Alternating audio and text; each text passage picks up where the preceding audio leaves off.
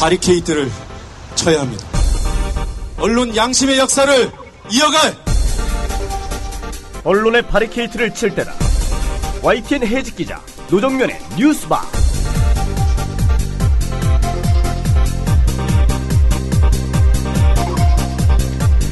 안녕하십니까. 10월 9일 한글날입니다. 어서 오십시오. 뉴스바 문이 열렸습니다. 오늘 뉴스바가 마련한 뉴스 메뉴들부터 살펴보도록 하겠습니다. NLL 대화록 사건과 관련해 실체를 가장 잘 알 것이라는 이른바 4인방으로 불리는 사람들이 있습니다. 그중 한 명인 김경수 전 청와대 연설기획비서관과 전화 연결하겠습니다. 지난 2월 정계 은퇴 선언을 했던 유시민 전 보건복지부 장관. 저희가 방송 중 처음으로 정계 은퇴 이후 첫 인터뷰를 해보려 했지만 한 TV가 선수를 쳤죠. 라디오로는 첫 인터뷰 잠시 뒤에 진행하겠습니다. 손학규 민주당 고문이 10월 재보선 출마를 포기하면서 한 말은 대선에 패한 책임이 있으니 자숙하겠다는 취지였습니다. 그러나 이 말 속에는 손학규 불출마가 어떤 재보선 결과를 가져올지 알려주는 예언이 들어있었습니다. 시사 애너그램 공갈에서 확인하시기 바랍니다. 잠시 뒤에 오겠습니다. 우리 아이 학교 폭력 당하나? 요즘 말도 없고 무슨 고민 있나? 올 시간 지났는데 어디지? 이젠 걱정하지 마세요. 부모님께 미리 다 알려주는 자녀 보호 어플 스마트 보디가드가 있습니다. 자녀의 학교 폭력 문자, 인터넷 고민 검색, 실시간 위치, 유해 컨텐츠를 24시간 감지하여 부모님께 다 알려드립니다. 미리 알면 안심할 수 있습니다. 구글 플레이에서 우리 아이 첫 번째 지킴이 스마트 보디가드를 설치하세요. 지금 설치하고 일주일 무료 체험하세요. 전국민 몬스터 사냥 대작전. 우리는 사냥 친구. 더 이상 혼자 하는 사냥이 아니다. 카카오 친구들과 초거대 몬스터를 사냥하고 마석을 모아 위기에 빠진 왕국을 구원하세요. 친구와 함께하면 2배는 재밌고 10배는 신난다. 거대한 몬스터를 만나면 친구에게 도움을 요청하고 힘을 합쳐 함께 사냥하세요. 신개념 모바일 럭셔리 판타지 소셜 RPG. 우리는 사냥 친구 4 카카오. 지금 바로 구글 플레이, 애플 앱스토어에서 무료로 우리는 사냥 친구를 다운받으세요. 게임팟 코리아의 신작 스마트폰 게임 우리는 사냥 친구. 게임팟 코리아의 신작 스마트폰 게임 우리는 사냥 친구. 게임팟 코리아. 팟빵닷컴에서 우리는 사냥 친구 게임 팟캐스트도 들으실 수 있습니다.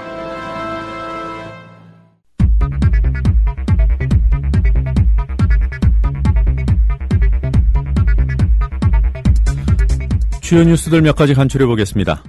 북한 김정은 위원장이 3년 내에 무력 통일을 하겠다고 공언했다는 등의 정체불명의 북한 정보들이 국정원에 의해 국회에 무더기로 보고됐습니다. 특히 북한군의 총공격 명령이 떨어졌다는 내용이 국회 정보위 여당 간사에 의해 국정원 보고사항으로 잘못 공개되면서 인터넷과 SNS상에서 혼란이 일기도 했습니다. 국정원이 이례적으로 많은 양의 북한 정보를 보고한 것은 국정원 개혁 압박에 대응하는 정보력 과시로 풀이냅니다. 국정원이 개혁 요구 방향과 정반대로 국내 대공수사 기능을 대폭 강화하는 내용의 이른바 셀프 개혁안을 이달 중 국회에 제출하기로 했습니다. 국회 논의 과정에서 여야 충돌이 예상됩니다.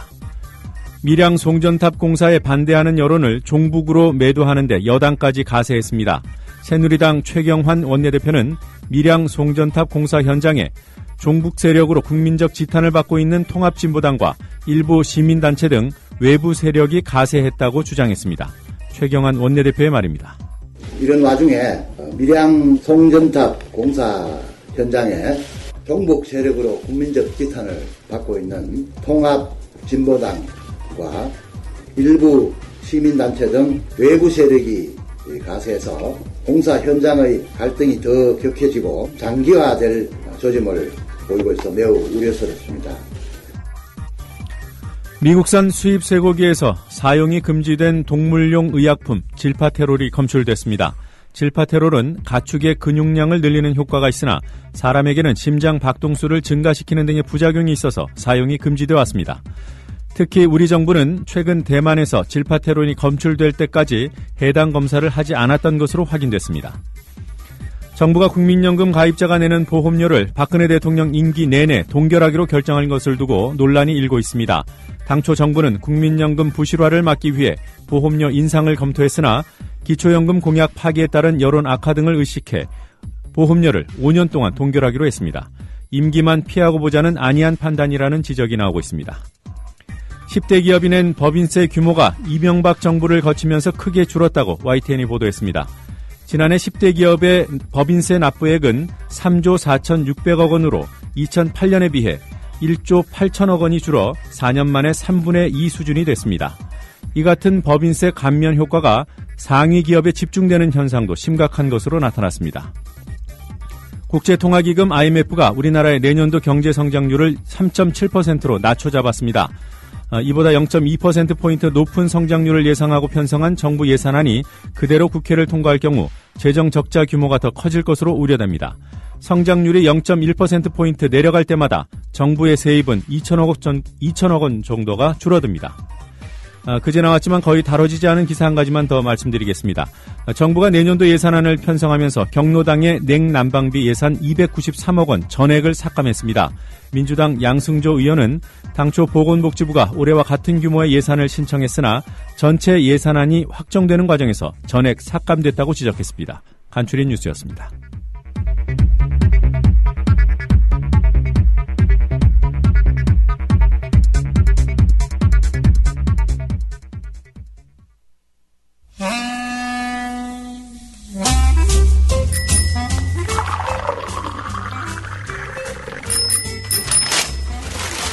아침 신문 귀로 읽으세요. 김영민의 조간 브리핑. 네, 아침 신문 살펴보는 시간입니다. 김영민의 조간 브리핑. 김영민 PD 나와 계십니다. 안녕하세요. 네, 안녕하십니까. 네, 어떤 기사부터 볼까요? 한겨레 1면부터 보겠습니다. 국방부가 어제 전해철 민주당 의원에게 제출한 자료가 있습니다. 국방부가 2007년 남북 국방장관 회담 계획을 보고할 때 두 가지 원칙에 따라서 회담 대책과 협상 방향을 수립해서 노무현 대통령에게 보고를 했고 대통령이 이를 승인했다는 겁니다. 자, 국방부의 답변은 김장수 현 청와대 국가안보실장이 지난 4일 국회 운영위원회에서 노무현 전 대통령이 NLL 문제와 관련해 회담을 소신껏 하고 오라고 말했고 그 결과 소신껏 NLL을 지킬 수 있었다라고 밝힌 것과 일치하는 그런 내용입니다. 노무현 전 대통령이 NLL 준수, 수호 원칙을 승인했다고 국방부가 문서를 통해 공식 확인한 것입니다. 자, 이 공식 확인했기 때문에 노무현 전 대통령이 김정일 국방위원장과의 남북 정상회담에서 NLL 포기 발언을 했고 이를 감추기 위해 대화록을 수정 폐기했다는 일부 보수 세력과 새누리당의 공세는 설득력이 떨어지게 됐다라고 한겨레는 평가했습니다. 네.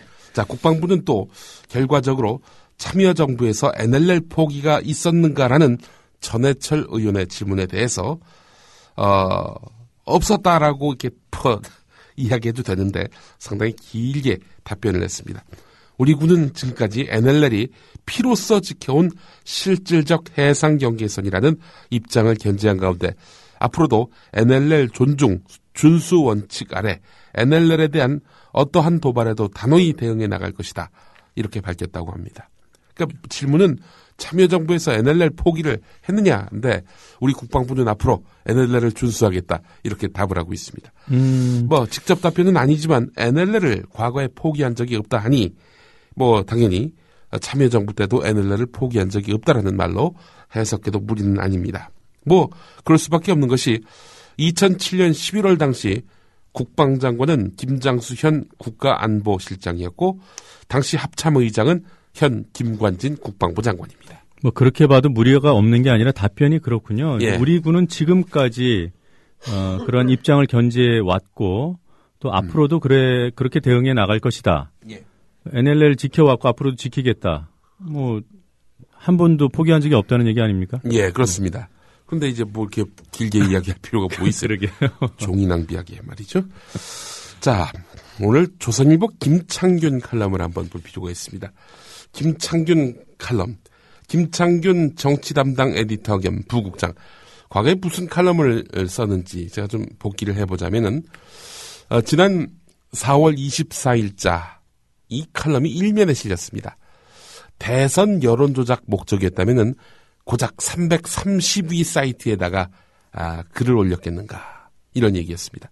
국정원 여직원이 넉 달간 댓글 120개 이렇게 단 곳이 바로 뭡니까, 오늘의 유머 아니겠습니까? 예. 뭐 이런 사이트에다가 뭐 글 올린 것 같고 대선 개입이라고 말을 하느냐라고 김창균 부국장은 그렇게 이야기하고 있습니다.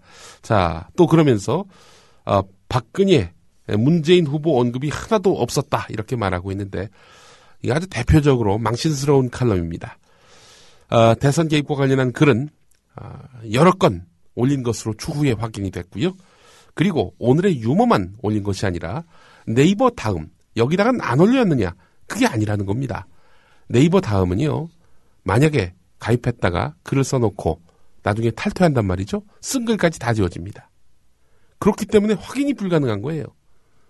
그런데 뭐 네이버나 다음 같은 데는 가지도 않았다는 식으로 단정적으로 칼럼을 썼던 사람이 바로 김창균 조선일보 정치 담당 에디터 겸 부국장입니다. 예. 또 얼마 전에 그 최동욱 검찰총장 보도와 관련해서는 고공전이 아니었다. 그러니까 이제 높은 데스크급이 이 권력 인사하고 결탁을 해서 정보를 주고받았다. 뭐 이런 식으로 말할 수 있는 것이 바로 고공전인데, 우리는 고공전한 바 없다. 모든 취재기자들이 보병전을 통해서 얻어낸 정보다. 그래서 최동욱 총장 혼외자 시건을 보도한 것이다. 이렇게 김창균 부국장 주장을 했었거든요. 근데 민주당 신경민 의원이 나중에 뭐라고 밝혔습니까? 조선일보 편집국장과 곽상도 전 청와대 민정수석이 정보 거래를 했다. 이런 식으로 폭로하지 않았습니까? 예. 자, 그렇다면 이 또 김창균 부국장의 칼럼은 이 거짓말 아니냐, 이런 논란에 휘말릴 수도 있는 겁니다. 자, 하여튼 이런 분이 자꾸 칼럼을 쓰니까 말이죠, 조선일보의 격에 상당한 또 의심을 하지 않을 수가 없는 건데, 오늘 쓴 칼럼은 어떤 내용이냐. 유의미합니다. 노무현 전 대통령은 NLL을 그렇게 못마땅해 하면서도 NLL을 지키는 쪽으로 결정을 내렸다. 노무현 전 대통령은 임기 말 힘이 떨어진 대통령이 NLL만 나오면 벌떼처럼 들고 일어나는 국민 여론을 뚫고 지나갈 수 없다는 정치 현실을 잘 알고 있었다. 2007년 정상회담 이후 NLL의 지위가 바뀐 것은 아무것도 없다. 그 정상회담에서 오고 간 말들은 역사의 한 페이지로 남게 됐을 뿐 한반도 현실에는 아무 영향을 미치지 못하고 있다. 이런 이야기입니다. 그러니까 그동안 NLL 갖고 얼마나 장사를 많이 했습니까? 우리 조선일보가. 근데 이제 출구 전략을 모색하고 있는 것이 아니겠는가, 이런 생각을 해봅니다. 더 이상 NLL 갖고 시비를 걸어봐야 나올 게 없으니까, 또 국민들이 염증내하고 있으니 이쯤에서는 좀 정리를 하되, 노무현 뭐 그 사람의 과거 그런 말 갖고 왜 이렇게들 다들 난리냐, 유체이탈적인 화법으로 출구 전략을 모색하려는 것 아닌가, 저는 이렇게 또 해석을 했습니다. 좀 얄미워요? 얄미워. 항상 이렇게 얍삽하게 빠져나간다니까요. 예. 김창균 부국장의 칼럼 그렇게 쓰지 마시고 좀 사실을 파악하고 칼럼을 써야 하는 거 아닙니까? 1등 신문을 자처하는 조선일보가 말이죠. 무슨 332 사이트에만 글을 올렸냐고? 이런 말도 안 되는 소리하고. 제가 지금 말씀하시는 동안에 네. 그동안 확인된 검찰이 확인된 국정원 트위터 계정수와 관련 글 수를 좀 확인을 해봤는데요. 네. 계정수 402개 확인된 것만 그렇습니다. 예. 그리고 대선 개입 관련 글 또는 RT글이 1,600여 개, 정치 개입 관련은 무려 15,000여 개입니다. 아까 이제 정치 관련한 글이 전혀 없었다라고 얘기를 했고요. 김창균 국장은. 네. 또 국정원녀가 남긴 댓글은 120개에 불과하고 네이버나 다음 같은 데는 가지도 않았다는 식으로 이렇게 칼럼을 썼었습니다. 아이고, 참 망신스럽네요. 예, 제가 다 망신스럽습니다. 한겨레 일면으로 가보겠습니다. 망신을 거꾸로 하면 신망인데. 신망. 글쎄 말입니다. 자, 남재준 국정원장이 어제 국정원 자체 개혁안의 방향에 대해서 언급했습니다. 얼마 전에 중앙일보가 국정원의 자체 개혁안 일부를 이제 공개를 했는데 이 정청래 민주당 의원이 정보위 간사 아닙니까? 이분이 예. 국정원 사람들한테 물어보니까 아직 우리가 짠 게 없다. 중앙일보 보도는 오보다. 뭐 이렇게 얘기를 했다고 하는데 말이죠. 자, 일단 방향은 언급했습니다. 이적 단체와 간첩 적발을 위해 국내외 국정원 활동을 융합하고 국내 대공 수사 파트를 대폭 보강하겠다 이렇게 말했습니다. 대북 정보를 수집하는데 역점을 두는 것이 아니라 대남 정보 수집에 좀 더 열을 올리겠다라는 이야기입니다. 이게 뭐 이에 대해서 정청래 의원은 국내 대공 수사 파트를 강화하겠다는 것은 국정원이 국내 정치에 여전히 개입하겠다는 것이라면서 이 정치에 개입하지 않겠다는 국정원의 말을 믿을 수 없다라고 비판했습니다. 사실 종북 세력 어떻게 분류를 했습니까? 어떻게 의심을 했습니까? 이명박 대통령에 대해서 비판만 해도 이거 종북 세력 아니야? 의심했던 국정원 아닙니까? 네. 아니 이명박을 비판하면 다 종북입니까? 이런 국정원 말이죠. 과거에 이런 식으로 정치 개입한 것에 대해서 단 한 번도 사과한 일도 없으면서 이 대공 수사를 강화하겠다? 이거는 뭐 국내 정치를 더욱더 이 국정원의 그 개입의 도를 넓히겠다. 이런 뜻으로밖에 해석할 수 없다는 야당 의원의 견해. 이거 존중하지 않을 수가 없습니다. 자, 이 국정원도 문제지만 지금 최동욱 사퇴 이후에 검찰도 문제입니다. 오늘 한겨레가 사설에서 짚었는데요. 최동욱 검찰총장 사퇴 이후 검찰 행보가 수상쩍다라고 시작하는 사설입니다. 남북 정상회담 대화록 폐기 의혹을 수사하고 있는 서울중앙지검 공안 2부가 핵심 인사들에 대한 소환 조사도 않은 상태에서 삭제, 운운하면서 중립성을 의심케 하는 발언을 늘어놓았습니다. 그렇죠? 대화록 수사에서도 핵심 쟁점인 북방한계선 포기 발언 여부와는 동떨어진 내용을 갖고 의미 있는 차이가 있다 이렇게 운운하면서 여당의 정치 공세에 보조를 맞추는 듯한 그런 행태를 보인 것. 이거는 뭐 정치 검찰이 나는 짓 아니겠어요? 자, 그것도 그렇고요. 그리고 바로 그제에는 특별수사팀이 이른바 박원순 문건 사건을 제대로 조사도 않고 국정원 문건이 아니다라고 각하해버렸습니다. 말씀드린 대로 문서 양식이 국정원 문서 양식이 아니니 이거는 국정원 게 아니다. 이렇게 아주 그냥 뭐 종이 몇 장 들여다보고 그렇게 판단한 듯한 그런 이해할 수 없는 그런 각하를 했던 것입니다. 자, 이런 두 가지 사건을 통해서 벌써 정권에 줄대기를 하는 검찰인가 뭐 이렇게 의심을 하고 있는 것인데요. 더욱 우려스러운 것은 다음 총장 인선 문제입니다. 예. 검찰 주변에서는 벌써 공안통이 된다느니 이명박 정권 때 정치검사로 지탄받았던 TK 인사가 유력하다느니 흉흉한 소문이 돈다고 하는데요. 이런 마당에 최근 구성된 검찰총장 후보 추천위원회가 검찰의 정치 중립을 지켜내기에는 유약해 보이는 것이 또 문제라는 겁니다. 지난 2월 추천위원회 때는 뭐 여성계 학계 출신들 외부 인사들이 정권에서 낙점한 그런 함량 미달 인사를 탈락시키는데 상당한 구실을 했는데 근데 이번에는 과거 한나라당 비례대표 후보로 내천됐다가 탈락한 인사 등 친정부 성향 인사들이 대거 참가했다고 하네요. 그래서 예. 과연 재구실을 할지 의심스러운 형편이다라는 것이 오늘 한겨레 사설 내용입니다. 검찰청사위로 먹구름이 몰려오는 것 같다 걱정이다. 네, 이렇게 예. 글이 마무리됩니다. 자, 검찰청사위로 먹구름이 몰려오면 검찰이 좋아하지 않을까요? 글쎄 말입니다. 얼마 전에 우리 사랑교회 문제 짚었죠? 사랑의 교회. 예. 사랑의 교회. 뭐 전면이 유리라서 해가 뜨면 눈이 부신다고. 예. 빛을 싫어하는 검찰. 먹구름이 들이오면 환영하지 않을까 이런 생각 잠깐 해봤습니다. 예. 자, 그리고 한겨레 신면으로 넘어가 보겠습니다. 네.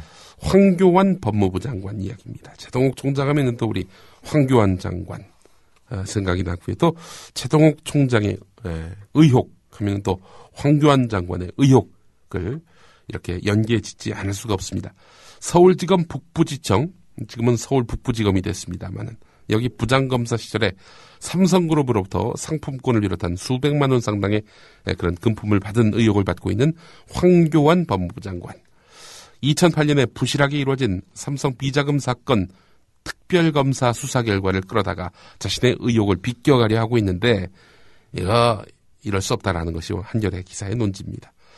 당시 그 삼성특검은 상품권을 줬다고 밝힌 김용철 변호사의 진술 없이 수사를 진행했습니다. 금품수수 사건의 핵심은 금품을 언제 어디서 어떻게 전달했는지 돈을 준 사람의 진술의 신빙성을 증거관계로 따지는 건데 특검은 그렇다면 당연히 불러야 할 김용철 변호사를 불러가지고 이런 그 진술을 하게끔 하지 않았다는 거지요. 의혹의 본질을 확인하지 못했다는 얘기입니다. 뭐 김용철 변호사가 나가긴 했는데 거기서 이런 관계한 진술을 하지 않았다는 겁니다. 뭐 그럼 뭐 안 했으면은 뭐 말을 하게 시키든가 그렇게도 안 했다는 얘기 아니겠어요? 황교안 장관은 다른 증거 여러 관련자 등을 언급하면서 특검에서 관련 의혹을 다 조사했다고 주장했지만 김용철 변호사의 공여자 진술을 따져가는 방식 외에 다른 조사는 뭐 큰 의미가 없는 건데 그거 안 했다는 거 아닙니까? 그래서 박범계 민주당 의원이 이런 비유를 했습니다. 빈 총으로 사격 연습하고 테스트를 통과했다는 것이다 라고 말이죠. 자, 이런 식의 수사 과연 온당한 것인가 검찰 관계자에게 물어봤습니다. 한겨레 기자가. 금품수수 사건에서 공여자의 진술이 없는 수사가 어떻게 가능한지 이해가 안 간다. 사실상 피의자성 신분으로 조사를 받은 황교안 장관이 자신을 수사한 조준웅 전 특검을 계속 전면에 내세워서 대리전을 치르게 하는 모양새도 좋지 않아 보인다. 이렇게 말을 했습니다. 예. 뭐 중요한 점이 또 하나 있어요. 예. 지금 황교안 씨와 관련된 떡값 논란이 되는 사건은 1999년 예. 그 삼성 임직원 뭐 성매매 사건 그걸 수사하면서 받았다는 거 아닙니까? 예. 상품권으로 1,500만 원 상당. 예. 그런데 2007년에 그 정의구현사재단이 확보해서 일부 폭로했던 그 삼성 떡값 검사 명단에 들어있었던 황교안의 그 범죄 혐의. 네. 그것은 또 다른 것이라는 그런 증언들이 있습니다. 예. 애초에 뭐 특검에서 과거에 수사를 했다 하더라도 예. 별건에 대해서 수사했을 가능성이 있어요. 예.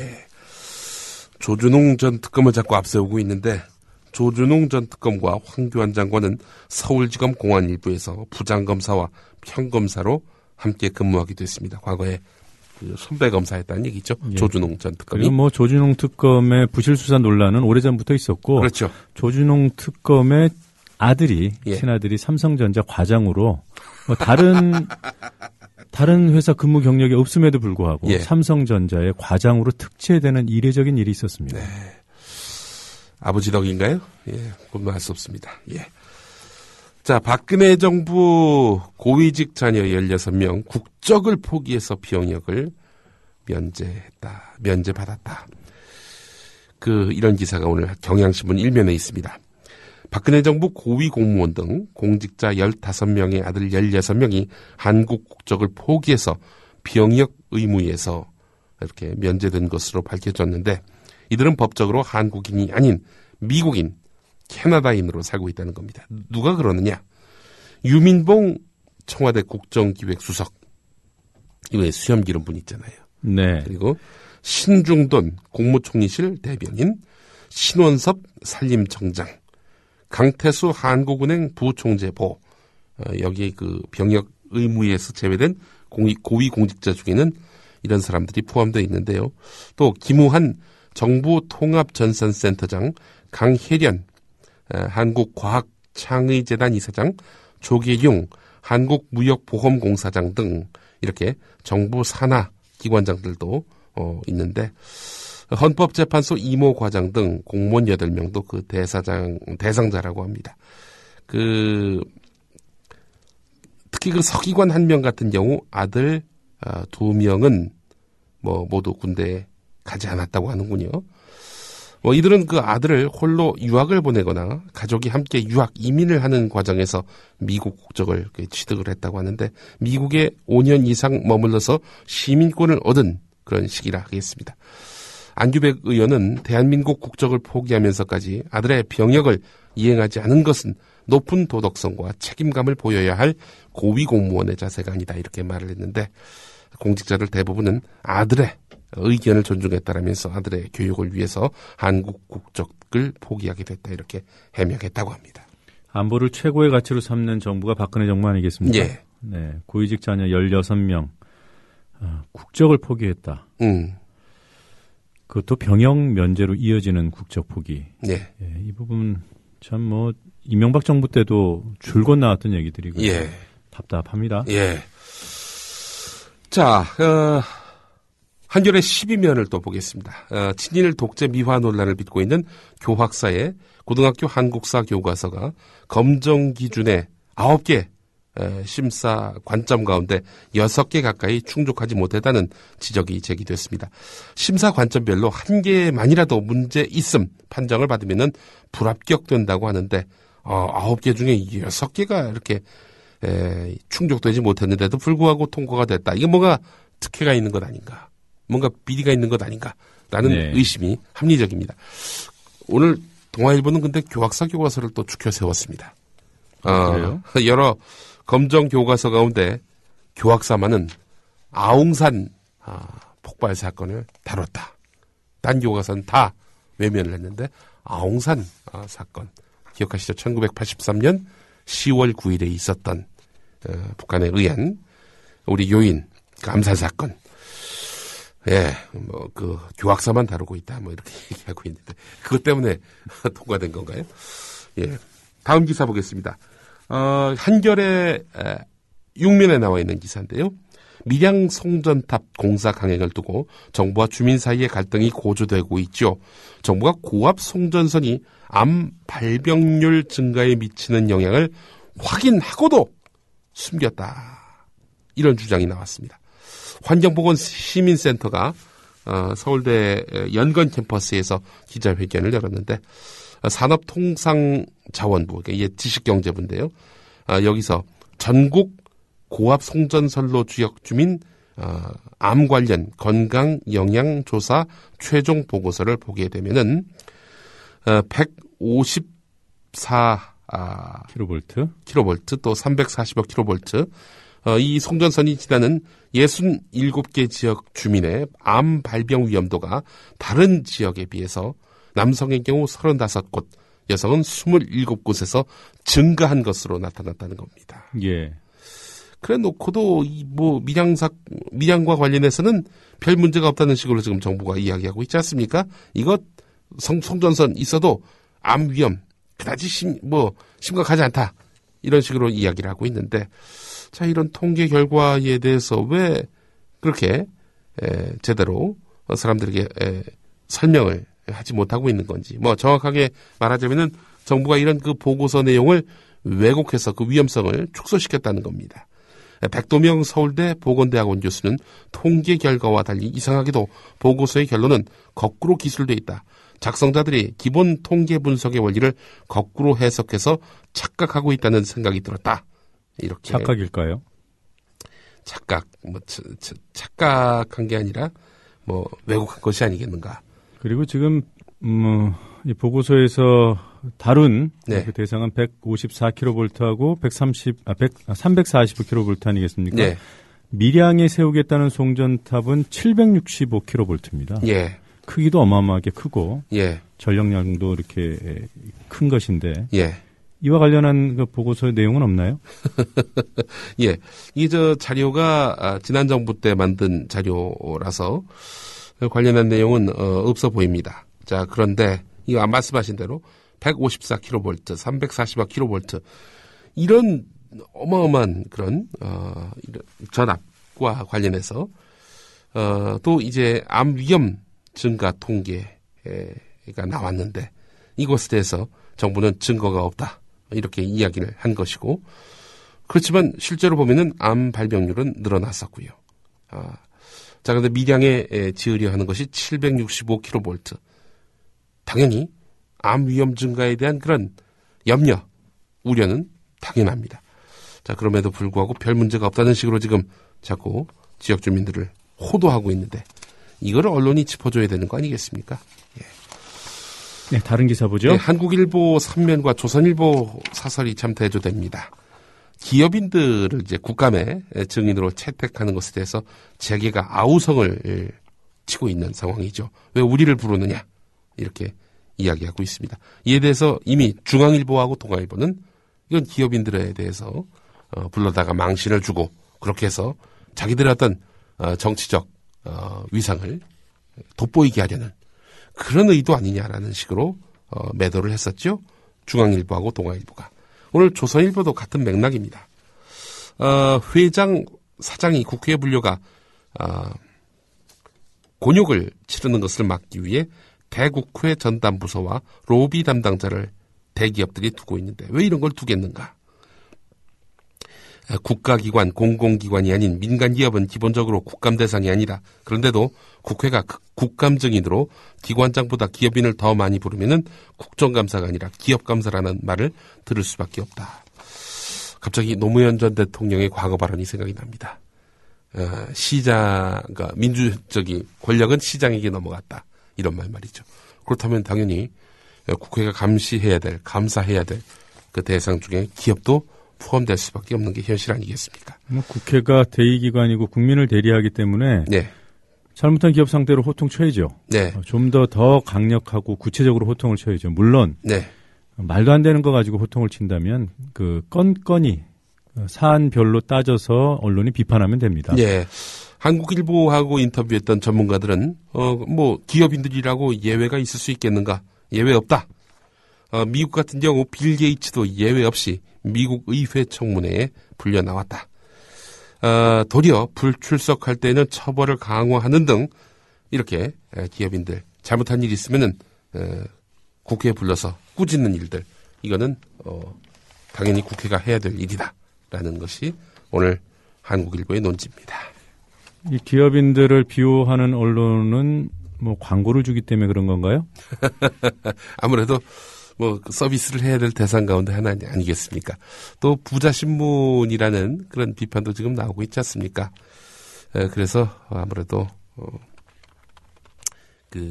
이런 조중동의 일치된 이런 논지를 보면은 아무래도 조중동이 확실히 기업인들, 재벌들을 지지하고 뒷받침하는 그런 신문의 어떤 그런 본질적 속성을 비껴가기는 힘든 것 아닌가 이런 생각을 해봅니다.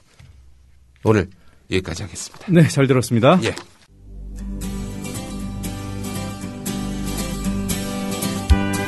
막간 퀴즈입니다. 문자 메시지로 해고 사실을 통보한 것만으로는 해고 근로자의 방어권을 보장하기 위한 서면 통지 제도의 취지에 어긋난다는 내용의 판결입니다. 수습 직원 또는 아르바이트생 누구에게나 문자 메시지로 통보한 해고는 무효라는 판결이 서울행정법원에서 나왔습니다. 방금 전 목소리는 서울행정법원 공보판사였습니다. 자, 그렇다면 문자 메시지가 아닌 서면으로 해고 통보를 해야 한다는 건데요. 이 서면에 꼭 들어가야 할 것으로 맞는 것을 골라주세요. 1번, 해고 사유와 시기. 2번, 사장의 사과문. 3번, 그간의 근무 확인서. 4번, 그간의 급여 지급 관련 원천 징수 내역서. 정답을 아는 분은 지금 팟빵 게시판에 글을 올려주세요. 정답자 가운데 3분에게 기념 음반을 보내드립니다.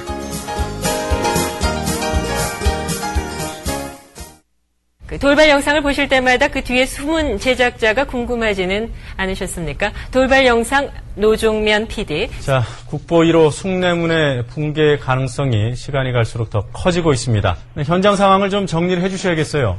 네, 그렇습니다. 안녕하십니까. 뉴스타파 앵커 노종면입니다. 3년 5개월 만에 스튜디오 아닌 스튜디오에 앉아 카메라를 바라봅니다.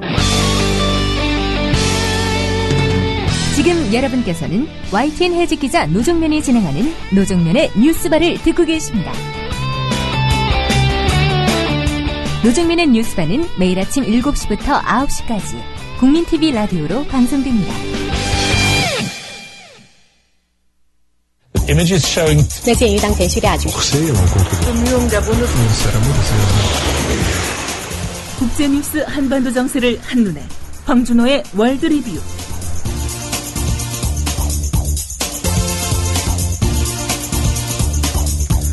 지구촌과 한반도 정세에 관한 뉴스들을 정리해보겠습니다.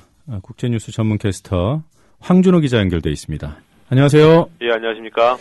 자, 어제 남재준 국정원장이 국회 정부에서 많은 말을 했더군요. 예. 황 기자하고 북한 동향에 관한 부분들 좀 짚어봐야 할 것 같습니다. 여러 가지 북한 동향을 쏟아냈는데요. 네. 일단 그렇게 많은 정보를 밝혔다는 그 자체 문제가 좀 지적돼야 될 것 같습니다. 정보기관이라는 거는 정보를 알아도 모른 척하고 또 몰라도 아는 척하는 태도를 취해야 되는데요. 그런 모호성을 유지해야지 이쪽의 정보력 노출을 막고 또 상대방은 긴장하게 할 수 있는 건데 국정원장이 이렇게 많은 얘기를 해버리면 남쪽의 정보력이 얼마나 되는지를 북한한테 알려주는 거고 그러면은 앞으로 북한이 대응하기 편하게 해주는 측면이 있었습니다. 또 아주 은밀한 정보를 정확하게 공개한 부분도 남재준 원장이 공개한 부분도 있었을 텐데 그러면 북한에서는 그 정보를 남쪽에 넘긴 사람들을 색출하게 됩니다. 그럼 그거는 결국 우리한테 중요한 정보원이 끊어져서 우리의 정보력이 약해지는 건데 이런 것들을 보면 결과적으로 남재준 원장이 북한한테 도움되는 행위를 했다고 이렇게도 볼 수 있을 것 같습니다. 네, 구체적으로 어떤 얘기를 했나요? 북한이 최근에 영변 5메가와트 원자로를 다시 가동했고 미사일 발사장에서는 장거리 미사일 엔진 실험을 했다는 사실을 남재준 원장이 밝혔습니다. 그런데 한겨레 신문을 보니까 남 원장이 이런 말을 한 직후에 김민석 국방부 대변인이 영변 원자로와 미사일 관련해서 확인된 게 없다라고 부인했다고 합니다. 그러니까 국방부하고 국정원이 조율도 안 하고 전혀 다른 말을 했다는 게 우선 문제고요. 그런 걸 보면은 결국은 국정원장이 첩보 수준의 얘기를 마치 정제된 정보처럼 발설한 게 아니냐라는 의심을 받게 됐습니다. 또 5메가와트 원자로 재가동 사실은 이미 미국 민간기관이 밝힌 거니까 새로운 얘기도 아니었습니다. 남재준 원장 발언 중에서 대부분 언론이 이 부분을 강조해서 일면 톱 기사로까지 싣기도 했는데, 예. 김정은 북한 위원장이 무력 통일을 공언했다 이런 내용도 있더군요. 예, 김정은이 3년 내에 무력 통일을 하겠다는 호언을 수시로 하고 있다 이런 거를 국정원이 밝혔는데요. 만약에 실제로 김정은이 그런 말을 하고 다닌다고 해도 그런 망상이 얼마나 정보 가치가 있는지는 좀 의문입니다. 조선일보 같은 경우는 이제 김정은이 젊은 혈기에 사고 칠 수도 있다 이런 식의 불안감을 유포하기는 아주 좋은 재료인 것 같습니다. 그렇지만 남북의 군사력 격차 그리고 중국의 존재 이런 것들을 감안해 보면은 이거는 굉장히 비현실적인 얘기입니다. 그리고 국정원은 김정은이 1인 독재를 강화하고 있지만 북한 내부에서 김정은의 리더십에 대한 냉소적인 시각이 확산되고 있다라고도 했습니다. 이거는 김영삼 정부하고 이명박 정부 때 풍미했었던 북한의 조기 붕괴론 이런 것들하고 비슷한 얘기인데요. 김영삼 정부하고 이명박 정부가 그런 희망사항 때문에 남북관계를 망쳤다 이런 사실을 알아야 될 것 같습니다. 아니 김정은 위원장이 이런 말 안 하면 대비 안 하는 겁니까? 그런 면도 있습니다. 그리고 3년 내에 무력 통일을 하겠다 이런 시점을 제시하는 북한 기사들 대부분이 오보로 밝혀지는데요. 그렇죠. 이 3년이 갖고 있는 정치적 의미를 보면 이 박근혜 정부 임기 내내라는 얘기죠. 예. 네, 이런 점을 좀 감안해서 우리 청취자들께서 이 뉴스를 접해야 될 것 같습니다. 또 어떤 말이 나왔습니까? 북한이 서해상의 포병 전력을 강화하고 있다고 했는데 이거는 국방부가 발행했던 국방백서 이런 데 이미 다 나온 사실입니다. 또 군단장급 이상의 지휘관의 대대적인 세대교체 문제라든지 또 은하수 관현악단 단원에 대한 처형 그리고 체육시설 건설에 관한 김정은의 큰 관심 이런 것들도 사실은 통일부 자료나 북한 공식 매체의 보도 같은 것들로 거기가 다 소개가 됐던 부분입니다. 물론 이 언론 매체로 알려진 사실을 국정원이 확인해 주는 것 여기에는 이거는 의미가 작지는 않습니다. 예. 그렇지만 국방부가 앞서 말씀드렸듯이 즉각 부인한 부분이 있었고 또 이명박 정부 이후로 국정원의 대북 정보 실패 사례가 여러 번 나와있던 사실 이런 것들을 감안해 보면은 전체적으로 이 정부의 신빙성 여기에 대한 의문이 가시지 않습니다. 네. 북한이 모든 군부대에 작전 동원 태세를 내린 것이 사실인가요? 예. 어제 저녁 때 김정은이 총공격 명령 대기를 지시했었다라는 게 있었는데 이거는 이제 그 국정원의 얘기를 전하는 과정에서 잘못 나온 건데요. 네. 이거 말고 북한 인민군 총참모부가 미국 항공모함의 부산 기항에 맞서서 모든 군부대의 작전 동원 체제를 지시했다는 걸 어제 오전에 북한이 공식 발표한 겁니다. 예. 그러니까 그 두 가지를 좀 헷갈리지 않고 보셔야 되는데요. 북한군이 지난 3월 26일에도 미국의 B-52 전략 핵폭격기가 출격했을 때 1호 전투근무태세라는 걸 발령했었는데 이번에 6개월 만에 다시 이런 작전 동원태세라는 것을 내렸습니다. 6월부터 9월까지 4개월 정도 북한이 다양한 대화 노력을 그동안 해왔는데 북미 직접 대화는 미국한테 거부당했고 또 남쪽은 남쪽이 원하는 것만 하고 마는 그런 상황이 계속되면서 북한이 다시 이런 대결 태세를 취하고 있습니다. 북한군의 특이한 움직임이 있어요? 일단 국방부의 김민석 대변인은 북한군의 특이 동향은 아직까지는 없다고 밝혔습니다. 예. 그렇지만 지난 일요일에 탈북자 단체가 북한에다가 대북 전단 삐라를 날릴 때 북한군이 대공 무기를 실제로 쏘지는 않았지만 가동했었다, 준비했었다는 사실이 어제 연합뉴스에 보도가 됐는데요.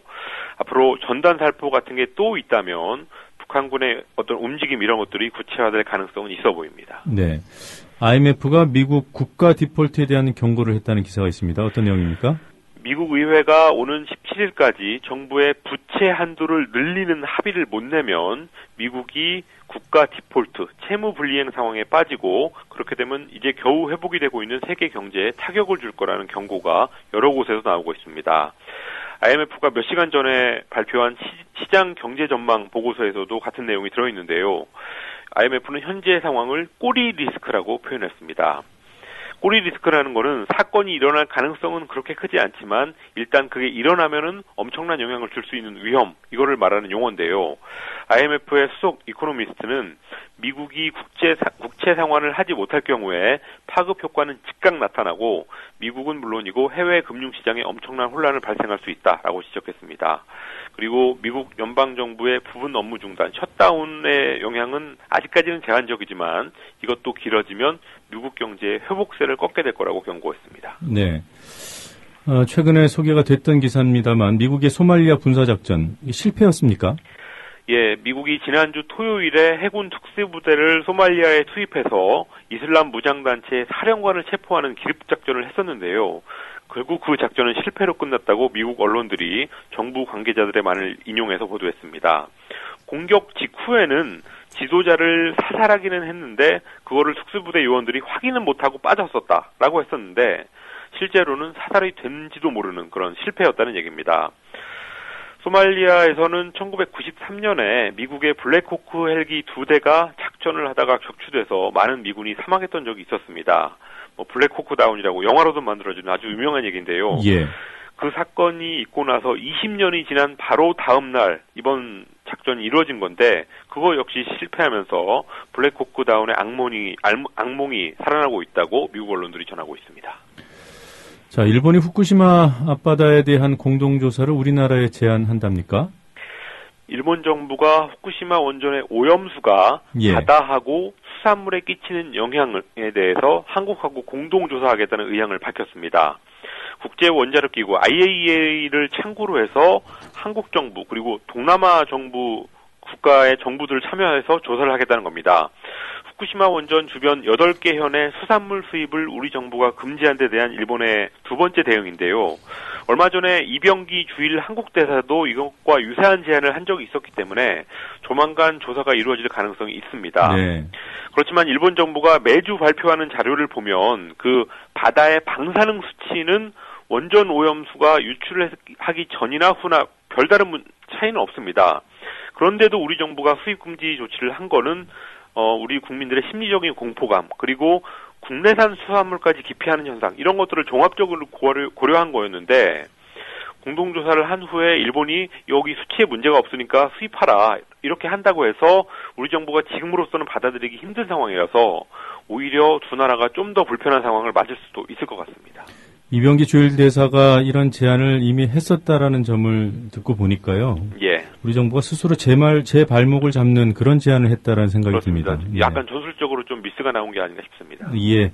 자, 오늘도 여러 가지 소식 잘 들었습니다. 고맙습니다. 감사합니다. 장관님. 예. 자기 나라의 군대 지휘권을 다른 나라에 위임하거나 양도하고 있는 나라가 있습니까? 10월 8일 국회 국방위원회 민주당 김재윤 의원과 김관진 국방부 장관의 일문일답. 나토 같은 체제가 대표적인 체제입니다. 그래서 전시작전권을 다른 나라에 위임하거나 그런 건 나토를 빼고는 없다라는 거죠. 박근혜 대통령이 대선 공약으로 2015년 전시작전권을 전자권 전환을 차질 없이 준비하겠다라고 공약으로 밝힌 걸 알고 계시죠? 네. 대한민국의 주권과 안보를 확실히 지키겠습니다. 2015년 전시작전권 전환을 차질 없이 준비하겠습니다. 그리고 대통령 인수위원회에서도 전자권 전환 정상적으로 추진하겠다라고 밝히면서 국정과제에 포함한 바가 있습니다. 국방부는 또 내후년 전시작전권이 우리 군으로 넘어옴에 따라 새로운 연합지휘구조 창설 방안을 다음 달 말까지 마련할 계획이라고 보고했습니다. 이런 입장에 따라 국방부는 지난 4월 대통령 업무보고에서 전략동맹 2015에 따라서 2015년 12월 목표로 전자권 전환을 하겠다라는 입장을 밝힌 바가 있죠. 국방부는 전시작전권 전환은 예정대로 2015년 12월을 목표로 추진 중이고, 그러면 전시작전권 전환은 차질 없이 진행이 됩니까? 전자권 전환을 위한 한미 간의 합의는 계속되고 있습니다. 현재도. 다만 2015년 12월은 적절치 않다라고 이미 말씀드린 바입니다. 그러면 대통령은 공약으로 2015년까지 차질 없이 전환하겠다 하고 인수위원회에서도 하겠다 그러고 장관도 보고를 했는데 상황 변화가 뭐가 있는 겁니까? 그리고 국민적인 동의가 있는 겁니까? 안보 상황의 변화는 분명히 있고요. 안보 상황은 계속된 거 아닙니까? 지금까지 안보 상황의 변화가 뭐가 있으면 지속적으로 북한의 핵위험은 있어 왔고 지속적으로 지금 남북 간의 대결 구도는 있어 왔는데 어떤 변화가 있다는 거죠? 그리고 또 하나는 이런 결정을 함에 있어서 적어도 국민적인 합의와 동의가 필요한 거 아닙니까? 그리고 또 이게 좀 그런 밀실에서 전시작전권 전환을 연기하겠다는 겁니까? 또 하나는 그동안 국방부에서 오히려 전시작전권 전환에 대해서 부정적인 예비역 장성분들을 오히려 막 설득하게 됐지 않습니까? 이제 됐습니다. 우리 충분히 전시작전권을 전환해도 아무 이상 없습니다. 자랑스러운 군입니다. 할 때는 언제였고, 그러다 갑자기 또 어떤 상황 변이 있어가지고 아닙니다. 또다시 이제 이거 전시작전권을 연기해야 됩니다. 이게 국방부가 이렇게 오락가락하는 국방부입니까? 안보 상황이라는 것은 상황이 바뀜에 따라 가지고 대응이 달라져야 되는 것입니다. 그렇기 때문에 2007년도 전자권 전환을 합의했을 당시의 안보 상황과 2010년도, 2009년도 이것을 3년 연장했을 당시의 안보 상황과 현재의 안보 상황은 확연히 다릅니다. 장관님. 그렇기 때문에 장관님이 청와대에다가 보고할 때가 언젠데요. 그리고 또 하나는 박근혜 대통령이 공약하고 인수위원회가 할 때가 무슨 몇 년이 지났습니까? 북한의 핵위 협의야 어제 오늘의 일은 아닌데, 이 부분에선 박근혜 대통령의 과거 핵심 측근 새누리당 유승민 의원도 그냥 넘어가지 않는데, 제가 이런 경험을 국방위 6년째 있으면서 수차 했습니다. 언론에는 흘리고 우리 국방위 와서는 당당하게 이야기를 못하고 국군 통수권자나 우리 장관님이나 국가안보실장님이나 이런 분들이 언제 적절한 시기에 국민들한테 작년 대선 공약, 올해 2월에 인수위 보고서, 올해 5월에 국정과제 보고서에 차질 없이 추진, 체계적으로 추진 이렇게 표현을 해두고 왜 밀실에서 이렇게 진행이 되고 미국 국방장관 입을 통해서 우리 국민이 처음 들어야 되는지에 대해서 언제 적절한 시기에 해명과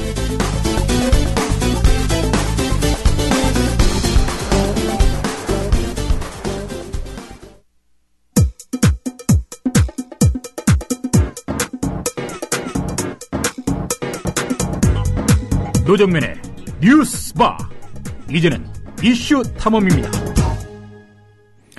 갑작스런 검찰 발표로 시작된 이른바 사초 정국이 쉽게 진정될 것 같지 않습니다. 참여정부 인사들의 검찰 소환이 줄줄이 이어지고 있는 데다 여권에서는 녹음 파일 공개 카드까지 꺼내들고 모처럼의 호기를 놓치지 않으려고 안간힘을 쓰고 있습니다. 이른바 사초 4인방 중 한 명으로 거론되는 인물로 검찰 조사를 앞두고 있는 김경수 전 청와대 연설기획비서관을 전화로 연결해 보겠습니다. 김 전 비서관은 현재 노무현재단 봉화사업본부장입니다. 김경수 본부장님 안녕하세요. 네, 안녕하세요. 오랜만입니다. 네. 예. 자, 검찰 소환 앞두고 계시죠? 네네. 네, 언제 소환되는 거죠?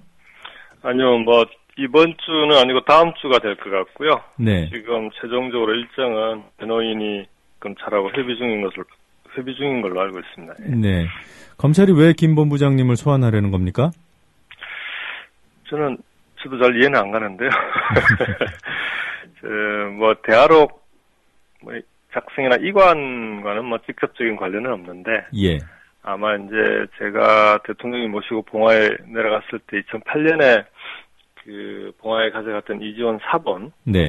사본을 기록관에 반납하지 않았습니까? 네. 반납할 때 제가 이제 직접 기록관까지 가서 반납을 하고 그 이후에 이제 한 2, 3개월 가까이 그 이지원 사본에 있는 기록물이 그 기록관에 있는 원래 기록물하고 차이가 있는지를 검찰이 조사를 했었습니다. 네. 그 조사 과정에 이제 제가 입회를 했었죠. 아마 예. 그런 것 때문에 참고인으로 확인하겠다 그런 차원에서 뭐 와달라 그러는 것 같습니다. 네. 그러니까 그 정부 교체기에 뭐 기록물 이관에 관여하거나 또는 뭐 정상회담에 배석하거나 그랬던 건 아니군요. 예, 그런 건 아니고요. 네. 봉화 이지원 구축에 참여한 것은 맞고요. 그것도 이제 보도들이 그렇게 나오는데, 네. 그러니까 이게 이제 봉화 이지원이라고 표현하는 게 저는 좀 적절치 않다고 생각하는데요. 이게 이제 봉화 이지원이라고 검찰이 처음 발표하면서 그렇게 발표를 했는데, 예. 그렇게 얘기를 하면은 지금도 많은 국민들이 그 이지원 사본이 봉화에 있는 줄 압니다. 예. 그건 이미 2008년 7월 달에 그 대통령 기록관에 반납해서 지금까지 기록관이 관리를 해오고 있거든요. 네. 근데 이지원 구축, 봉화에 가져갔던 이지원 사본이라고 얘기를 하는데 그 사본을 구축하는 과정에 제가 직접 관여한 건 아니고요. 그러니까 네. 퇴임 당시에 이제 대통령님께서 그 이지원 사본을 봉화로 가져갔던 게 원래는 대통령 기록관에 온라인으로 열람을 할 수 있도록 온라인으로 대통령 기록관에 접속해서 열람할 수 있도록 보장을 해달라. 대인 말에 그렇게 요청을 했었습니다. 네, 성남까지 가기가 좀 번거롭다 이런 취지였죠. 번거롭기도 하고 네. 그다음에 실제로 이게 뭐 회고록을 쓰시거나 뭐 자료를 찾을 때 보통 밤에 작업들 하지 않나요? 낮에는 어쨌든 뭐 봉화 방문객도 많이 오고 하니까 예. 그러면은 그 자료를 보려고 그 봉화마을에서 성남까지 그때 올라와야 되고 하는 것도 적절치 않고요. 네. 그러기도 하지만 그걸 떠나서 오히려 대통령께서는 기록물을 한 800만 건이나 되는 기록물을 한꺼번에 넘기다 보니까 이 자료 분류나 정리가 제대로 안 됐을 거다. 네. 정확하게. 그래서 온라인으로 접속해서 기록관하고 퇴임 이후에도 계속해서 이 자료들을 끊임없이 분류하고 정리해야 후대 이제 연구자들이나 국민들이 볼 때 보기 편하게 예. 이 자료 정리 작업은 계속되어야 한다는 생각을 갖고 계셨고요. 그래서 네. 이제 온라인 열람을 요청을 했는데 기록관에서 좀 난색을 표했어요. 네. 그때 기록관이 막 개관되기도 했고, 그다음에 뭐 온라인으로 연결하는 데 대해서 기술적 문제 이런 걸 들어서 당장은 어렵다고 해서 그러면 그게 가능할 때까지 한시적으로 그럼 이지원 사본을 봉화마을에 일단 가져가서 열람을 하겠다. 온라인으로 연결되기만 하면 바로 반납하겠다. 그렇게 해서 가져가셨던 거거든요. 네. 그런데 뭐 유출이다라고 얘기를 했고 그래서 네. 논란이 돼서 반납했던 거죠. 이명박 대통령 쪽에서 갑자기 문제를 삼은 거죠. 그 전에 네. 입장과는 알겠습니다. 달리. 예. 지금 이제 그 뭐 녹음 파일, 음원이라고 표현을 하던데 그 파일을 공개하자라는 그런 입장들이 여당에서 나오고 있습니다. 네네. 여기에 대한 입장은 어떠세요? 제가 뭐 어제 그 일부 보도가 사실과 달라서 거기에 대한 보도 자료도 냈었는데요. 예. 지금 와서 음원 파일을 공개하자라고 주장하는 거는 새누리당 쪽이 이건 뭐 민주당에 있는 분들이 반대할 거다라는 걸 이미 알고 있는 사안입니다. 왜냐하면은 남북관계 전문가들이나 그 이쪽에 계신 분들은 대화록 공개가 원래는 반대하지 않았습니까? 예. 거기에다가 음원 파일까지 공개되면 북측은 그 뭐 김정일 국방위원장의 육성이 공개되는 데 대해서는 그게 알레르기 반응을 보일 거다. 예. 남북관계 파탄으로 가는 거 아니냐 그렇게 되면 그런 우려들을 많이 하십니다. 그래서 민주당 차원에서는 음원 파일 공개에 대해서 일단 기본적으로 반대 입장을 갖고 있는 거고요. 그걸 이미 알고 있는 새누리당에서 그걸 주장하는 건데 문제는 꼭 음원 파일을 공개해야 되는 상황이냐에 대한 의문이 있습니다. 왜냐하면 지금 문제가 되고 있는 건 검찰이 이번엔 발표 과정에서 이제 그 자기들이 조사를 해보니까 초안과 최종본 두 개가 발견됐다. 네. 그리고 최종본은 수정본은 국정원에서 공개한 것과 같다. 네. 그런데 초안을 수정본으로 공개하는 과정에서 뭔가 좀 뭔가를 숨기려고 한 거 아니냐, 이런 이제 의혹이 나온 거 아닙니까? 예.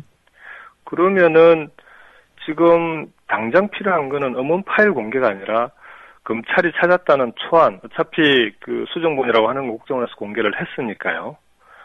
검찰이 찾았다는 초안을 공개하면 예. 그 초안에서 어떤 부분이 수정이 됐는지는 바로 금방 확연하게 알 수가 있고요. 그걸 들여다보면은 이게 왜 수정이 됐는지, 그 다음에 수정의 이유가 있는 건지는 보는 순간 바로 판단이 가능할 거라고 봅니다. 그래서 일단은 초안과 검찰이 찾은 수정본, 국정원본을 비교해서 그 예. 차이를 먼저 밝히는 것이 우선이다. 네, 우선이라는 말씀은 나중에 초안을 밝혀도 문제가 된다면 음원 공개는 그때 가서는 판단해 볼 수 있다, 이런 뜻인가요? 저는 초안을 공개하면 예. 음원 파일 공개 주장은 더 이상 근거가 없어질 거다, 그렇게 생각을 합니다. 네, 대화록 초안을 보신 적이 있습니까? 지금 검찰이 얘기하는 초안이 우리 그걸 얘기하는 건지 모르겠지만, 처음에 10월 4일 정상회담 마치고 이제 돌아오시지 않았습니까? 예. 그 직후에 녹음 파일을 국정원에 청와대에서 보내서 네. 그걸 이제 녹취를 좀 해달라라고 요청을 해서 국정원이 며칠 안 돼서 바로 보내왔던 것으로 안보실을 통해서 이제 대통령께 보고, 책자와 함께 이제 이지원으로도 보고가 된 것으로 그렇게 알고 있고요. 녹음 푼돈 말씀이시죠? 예, 녹취록이죠. 네. 대화록. 네. 대화록 초안이죠. 국정원에서 이제 처음으로 만든. 네. 그 처음으로 만든 초안이라고 하는 게 지금 이번에 공개된 것과 형태는 거의 비슷합니다. 네. 표지라든지 이런 건. 저도 이제 연설기획비서관으로 하고 있으면서 연설기획비서관 재직할 때 이제 대통령님의 이제 기록이나 이런 각종 일정에 거의 모든 일정에 배석을 했기 때문에 예. 초안은 그 당시에 저도 본 적이 있습니다. 그러면 지금 이지원 사본에서 삭제됐다가 검찰이 복원했다라는 것은 최소한 국정원에서 직접 녹취를 풀어서 만든 그 녹취록보다 오히려 더 원본에 가까운 거죠. 같거나 오히려 더 원본인 거죠. 그 녹취록은. 검찰이 그렇게 얘기를 하고 있는데요. 네. 지금 그런 검찰의 주장이 저는 좀 사리에 맞지 않다. 지금 좀 오해하신 것 같은데. 네네. 지금 삭제됐다고 하는 그것이 어떤 것인지는 우리 아무도 몰라요. 그것이 정확히 그렇죠. 어떤 건지. 예. 그런데 그것과 별개로 찾아진 대화록이 있는 것이고요. 수정본이요. 네. 예. 그리고 지금 말씀하신 국정원이 네. 직접 풀어서 갖고 온 녹취록이 있는 거잖아요. 그렇죠. 그러면 예. 그 녹취록이 예. 아무도 보지 못한 그 초안이라는 것보다 더 원본일 가능성이 높은 거죠, 논리적으로. 조명균 비서관한테 얘기를 들어보면, 네. 이제 다른 사람, 그러니까 변호사를 통해서 얘기를 들어보면은 녹취록은 두 가지만 있다. 네. 국정원이 처음에 그 녹취를 풀어서 청와대에 보내온 녹취록 초안이 하나 있고요. 그게 네. 대통령께 처음 보고가 됐고, 네. 그 초안이 보고됐을 때 대통령께서 보시고 뭔가 내용이 좀 이렇게 부정확하거나 오류가 있는 것 같으니까 네. 재검토해서 네. 수정하라는 지시를 받았다는 겁니다. 네. 그래서 조민균 비서관이 당시에 기록을 위해서 정상회담에 배석을 했기 때문에 예. 본인이 이제 직접 수정 작업을 했는데, 당시가 이제 정상회담 이후에 총리회담부터 해서 후속회담들이 되게 많았어요. 예. 11월, 12월 때. 그래서 조 비서관이 그 후속회담 준비 때문에 워낙 바쁜 시절이라 그걸 빨리 못 끝내고 네. 기간이 한 달 이상 걸렸던 모양입니다. 그래서 이제 그 수정 작업을 오랫동안 거쳐서 최종본을 만든 거죠. 최종본을 만들어서 최종본을 만든 다음에 대통령께 보고를 드리고 국정원에도 한부 다음 정보 참고할 수 있도록 보내라고 해서 국정원에 보내고, 그리고 그 최종본 한부가 청와대 이제 이지원으로 보고가 됐던 건데, 그렇게 보면은 국정원에서 보내온 초안과 네. 조민균 비서관이 수정한 최종본 이 두 가지만 있는 거죠. 다른 게 있다고 하면 그건 이제 좀 개문서가 되는 건데. 네. 그래서 저는 검찰이 얘기하는 초안이라고 하는 네. 삭제된 흔적이 있는 초안이라고 하는 것이 국정원에서 보내온 것과 같은 것으로 그렇게 이해하고 있습니다. 지금 들어보니 그럴 가능성도 있겠군요. 네네. 예. 그러면 그 국정원이 녹취록을 만들어서 보내왔을 때 예. 그것이 바로 이지원에 들어갔다는 얘기잖아요. 그렇죠. 저희들은 그렇게 알고 있고요. 예. 실제로 대통령님은 이제 책자나 종이 문서로 보고를 하면 네.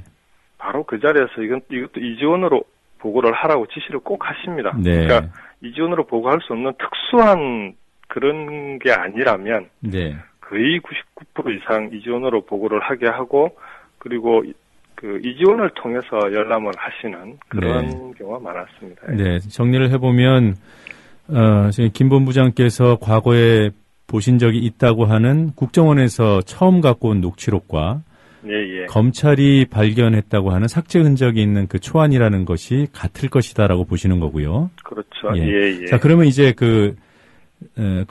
국정원이 만들었다는 녹취록 내용에 대해서 좀 여쭤보겠습니다. 보신 적이 있다니까. 예. 그 다음에 지난 6월에 국정원이 공개한 대화록도 보셨죠? 그렇죠. 최종본이요. 이 둘 사이의 상이성이 어느 점에서 있습니까? 이제 초안의 내용을 제가 이제 100% 기억하는 건 아닌데요. 네. 일단 조민균 비서관의 이야기와 이런 걸 좀 종합해보면, 제가 제일 기억에 남는 거는 국정원에서 처음 가져온 녹취록이 회담 시작할 때 오전에. 네. 회담 시작 시에 그게 앞부분이 일부 몇 분 녹음이 안 됐던 모양이에요. 네. 그래서 이게 녹음이 안 되고 바로 이제 앞부분이 빈 채로 녹취록이 풀어져 있었던 것 같고 그래서 그걸 이번에 보니까 국정원에서 공개한 대화록에는 그 부분이 채워져 있더라고요. 네. 조명균 비서관이 자신이 이제 당시에 현장에서 회담장에서 직접 메모한 내용을 그걸 가지고 복원을 했다고 하고요. 네. 그런 부분들은. 그 다음에 두 번째는 여러 가지 오류들이 많았다는 겁니다. 내용상. 그러니까 이게 단어가 틀렸다거나. 네. 특히 이제 가장 큰 오류가 이 발언자가 바뀌어 있다는 거예요. 예를 들어서 대통령님과 김정일 국방위원장의 말씀하셨을 때 그건 바뀌지 않는데. 네. 배석자들이 이제 저쪽은 김양건 부장이 있었고 우리 쪽은 네 분이 계셨잖아요. 네.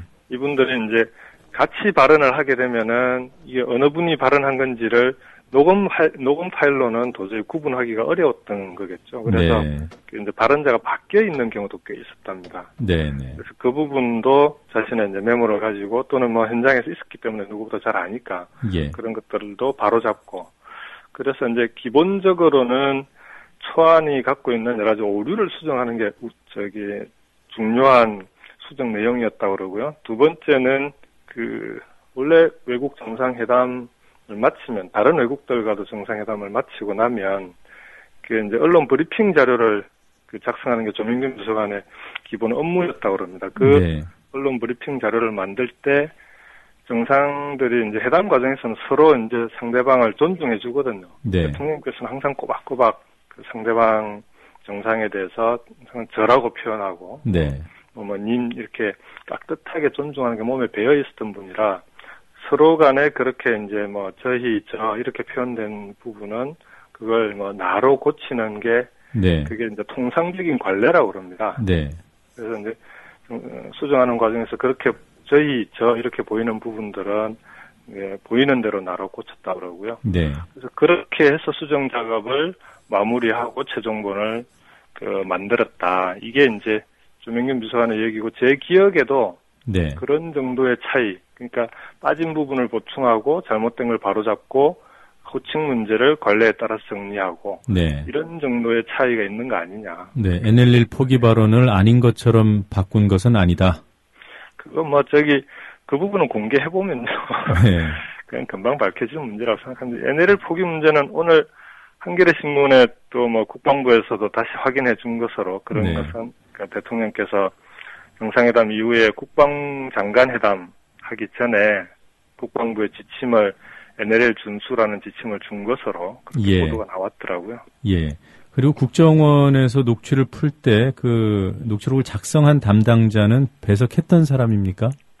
아니죠. 배석은 조민균 비서관과 그다음에 국정원에서는 김만복 원장만 배석을 했기 때문에.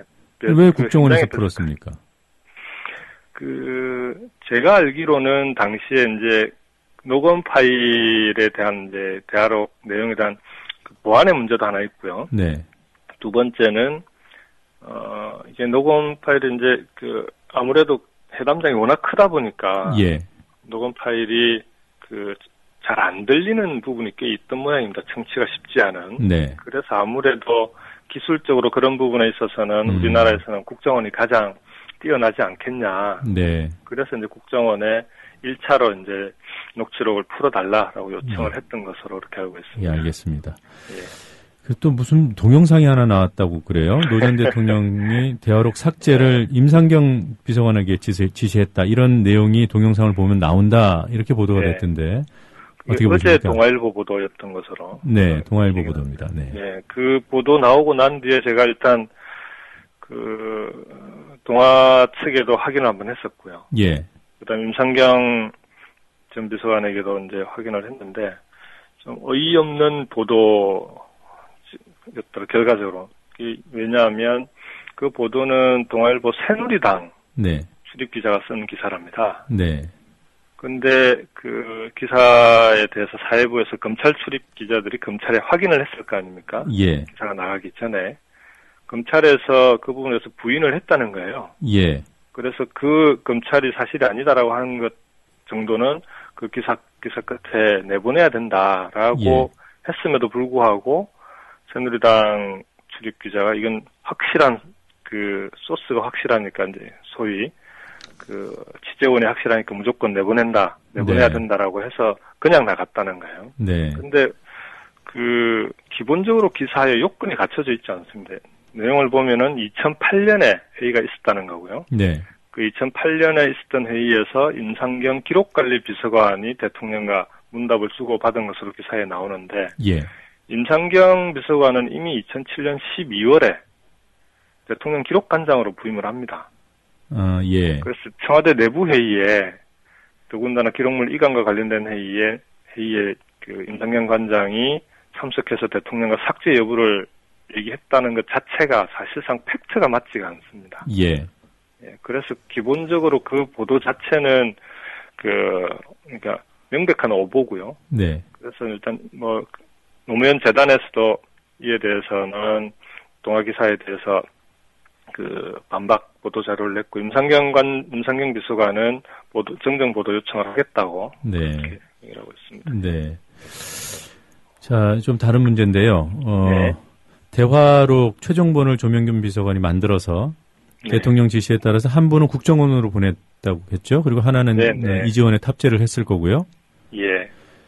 그러면 말이에요. 이 같은 기록물인데 하나는 1급 비밀로 국정원에 넘겨서 후임 대통령이 보게 하는 취지라 그랬고요. 예. 또 하나는 이지원에 탑재해서 대통령 지정 기록물로 국가기록원에 이관을 하게 되면 15년 동안 대통령이라 하더라도 못 보는 거 아닙니까? 아닙니다. 전직 대통령만 볼 수 있죠. 지정 기록물인 경우에는. 그러니까 후임 대통령, 그러니까 현직 대통령 못 보는 거잖아요. 그렇죠. 그러니까 국정원에 넘길 때는 같은 기록물인데 국정원에 넘길 때는 후임 대통령이 보도록 1급 비밀로 지정을 하고. 예. 그런데 국가기록원에 넘길 때는 15년 동안 후임 대통령, 그러니까 현직 대통령도 못 보게 하는 대통령 지정 기록물로 만들었다. 이게 좀 취지는 이해가 되지만 법적으로 좀 소지가 있지 않을까요? 문제 소지가?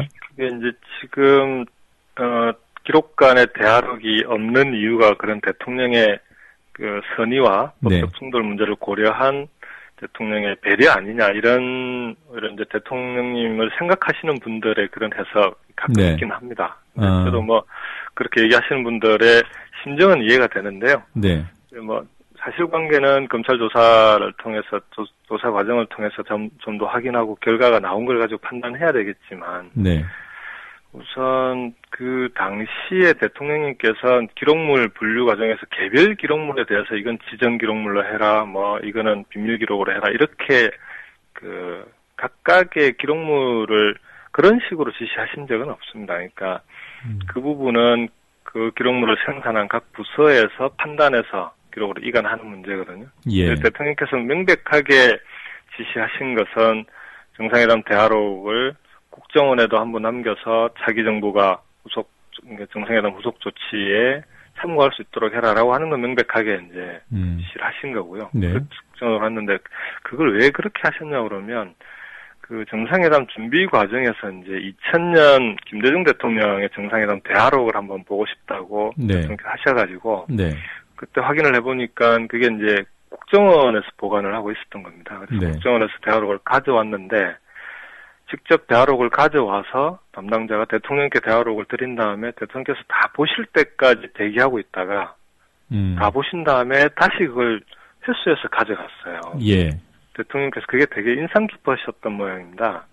그래서 대화록의 관리가 국정원에서 철저하게 이루어지고 있는 것 같다. 네. 두 번째로 우리가 남북 정상회담을 추진할 때 이제 공식적인 루트로 국정원을 통해서 추진을 하지 않았습니까? 김원복 원장이 방북을 해서 앞으로도 남북 그 정상회담이 추진된다면 국정원이 그 공식 그 통로가 되어서 추진돼야 될 거다. 예. 그렇다면은 국정원의 정상회담과 관련된 자료가 있는 게 맞는 거 아니냐. 이런 좀 그 고려를 통해서 국정원에 정상회담 대화록을 한번 남기라고 하셨던 것 같아요. 네, 예, 그런 고려는 이해가 충분히 되고요. 예, 그래서 아마 국정원에서 이제 생산하면서 그걸 1급 비밀로 만든 것 같은데 문제는 이제 그 다음에 그러면은 청와대에 있던 기록물을 어떻게 해야 되냐. 이 부분은 저는 안보실에서 그건 적절하게 판단해서 기록관으로 넘겼어야 된다고 생각을 하는데요. 네. 뭐 대화록은 무조건 지정 기록물이다라는 것도 좀 약간 뭐 다르게 예를 들어서 기록관에 1급 비밀로 넘기게 되면 그러니까 국정원의 1급 비밀이면 기록관에도 1급 비밀로 넘기면은 후임 대통령이 참고하는 데는 문제가 없어집니다. 그래서 그런 부분은 대단히 실무적인 문제였던 거죠. 그래서 그것 때문에 국정원에 남기고 기록관에는 안 넘겼을 거다라고 하는 것은 제가 볼 때는 대통령님의 기록에 대한 좀 그 대단히 철저한 분이셨는데 제가 아는 노무현 대통령이라면 그런 문제 때문에 기록관에는 넘기지 말라 이렇게 지시하셨다는 것은 제가 상상하기가 좀 어렵습니다. 뭐 정리를 해보면 국정원에도 넘기고 그다음에 이지원에 탑재해서 국가기록원에 넘길 때도 지정 기록물로는 하지 않고 넘겼을 것이다. 이렇게 정리가 되는. 아니요, 그거는 이제 모르는 건데. 모르지만. 그 부분은 안보실에서 그건 적절히 판단할 문제라는 거죠. 그래서 이제 뭐 어떤 기록으로 분류해서 어떻게 넘겼는지 하는 부분이 지금은 뭐 기록관에 존재하지 않는다고 하니 검찰 발표로. 예, 알겠습니다. 그 과정에서 무슨 문제가 생겼는지는 확인을 해봐야 된다. 예. 아까 동영상 관련해서 제가 한 가지 질문을 못 드린 게 있는데요. 동영상이 만약에 존재한다면 그것도 대통령 기록물인가요? 그렇죠. 지금 어쨌든 기록관에 있는 자료들에서 발견된 거고요. 만약 있다면. 네. 그러면 뭐 기록물로 봐야겠죠. 네. 그걸 검찰이든 누구든 그 동영상을 기자한테 보여주거나 그 내용을 흘릴 수 있습니까? 그게 이제 기록물이 어떤 분류가 어떻게 돼 있냐에 따라 조금 달라질 수는 있는데요. 네. 뭐 지정이냐 비밀이냐에 따라서는 그 뭐 당연히 법적으로 불가한 경우도 있겠지만 그걸 떠나서 저는 지금 검찰의 조사가 원래 취지가 남북 정상회담 대화록을 찾는 것이고 그 다음에 없다면 그게 왜 없는지를 확인하는 과정, 사실을 규명하자는 거 아니었습니까? 그 규명 이후에 예를 들어 뭐 책임져야 될 사항이 있다면 그거는 이제 그 규명 이후에 문제가 될 텐데 지금 진행되고 있는 상황을 보면 검찰이 갑자기 뜻밖의 중간 발표라는 것을 하면서 불필요한 정쟁과 논란뿐만 아니라 언론의 과잉 취재 경쟁이 붙지 않았습니까? 이 상황이 저는 2009년 대통령님 서거 당시와 전혀 달라진 거 없지 않냐. 흡사 정말 다시 한번 그때로 되돌아간 것 같아요. 지금 각 언론에 보도되고 있는 내용들을 보면은 근거 없는 오보들이 너무 많습니다. 일일이 그걸 대응하기도 힘들 정도로 근데 기자들하고 통화를 해보면은 검찰에서 공식적으로 얘기해 준 건 아니지만 곳곳에서 흘러나오기도 하고 검찰이 아니라 새누리당이나 청와대를 통해서도 흘러나온다고 하고 자기들은 그런 게 나오면 잘 안 쓸 수 없다 이런 식의 분위기더라고요. 예, 그런 지적은 많이 됐기 때문에 지금 시간이 좀 부족해서요. 한 가지만 좀 더 여쭤보겠습니다. 그 검찰이 문재인 의원을 소환할 수 있다 뭐 이런 관측도 나오고 있던데 만약에 소환된다면 소환에 응하실까요? 전 그런 얘기 자체가 전형적인 정치, 만일에 정말로 검찰이 그런 입장을 갖고 있다면은 완벽하게 정치 검찰로 되돌아간 거다. 실제 문재인 의원은 대화록의 생산과 이관 과정에 직접적으로 관여되신 분은 아닙니다. 다만 이번에 이제 대화록을 공개하자라고 먼저 주장하고 기록관에 당연히 있을 것으로 보고 대화록 공개를 주장하고 그 이후에 이제 상황이 벌어진 데 대한 정치적 책임의 문제는 있을 수 있겠습니다. 그 다음에 그때 책임지겠다고 하신 거는 NLL 포기가 사실이라면 책임지고 정경 은퇴하겠다고 하셨는데 지금 NLL 포기는 사실이 아닌 것으로 거의 구도적하고 있는 거 아닙니까? 다만 이제 이관 문제에 대한 사실 규명이 남아 있는 건데 그 부분은 저는 당시에 직접 관여했던 관계자들이 그 수사에 협조해서 밝히면 얼마든지 밝혀질 문제라고 생각합니다. 예, 알겠습니다. 네. 자, 오늘 이런 시각에 긴 인터뷰 응해주셔서 고맙습니다. 예, 고맙습니다. 수고하십시오. 네, 지금까지 참여정부 때 청와대 연설기획비서관을 지낸 김경수 노면재단 봉화사업본부장이었습니다.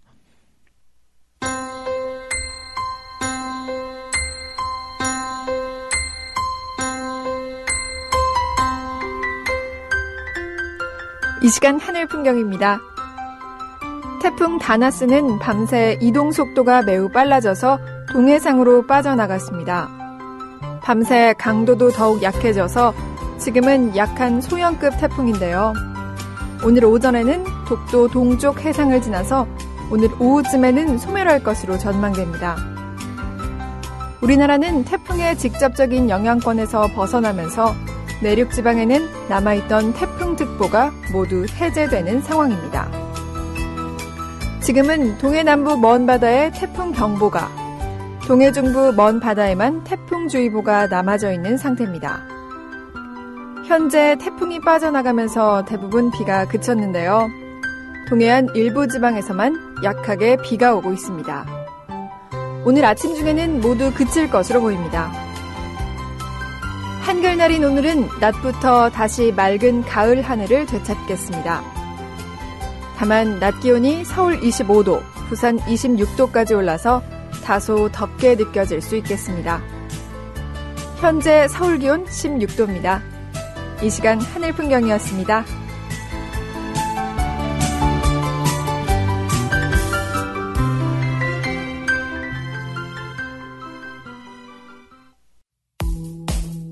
여우처럼 쇼핑하자 폭스마켓. 국내 최저가 판매 나노 금칫솔. 오픈마켓 최저가보다도 더 싸다. 국민의 48%가 살 때까지 단돈 1만 원에 무조건 무료 택배로 드립니다. 치약의 혁명. N47 플라즈마 치약. 기면활성제, 방부제, 사카린을 전혀 사용하지 않았습니다. 일반 치과 판매가보다 무려 70% 저렴하게 드립니다. 국민TV와 함께하는 참 좋은 쇼핑몰 폭스마켓. 문의는 1566-5476. 검색창에 폭스마켓을 입력하세요. 폭스마켓.co.kr.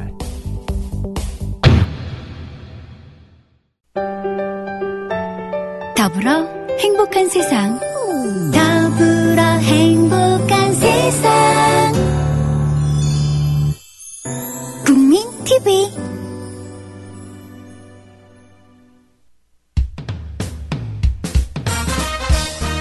공정한 시각, 따뜻한 관찰. YTN 해직 기자 노종면의 뉴스바. 이제는 초대석으로 함께합니다.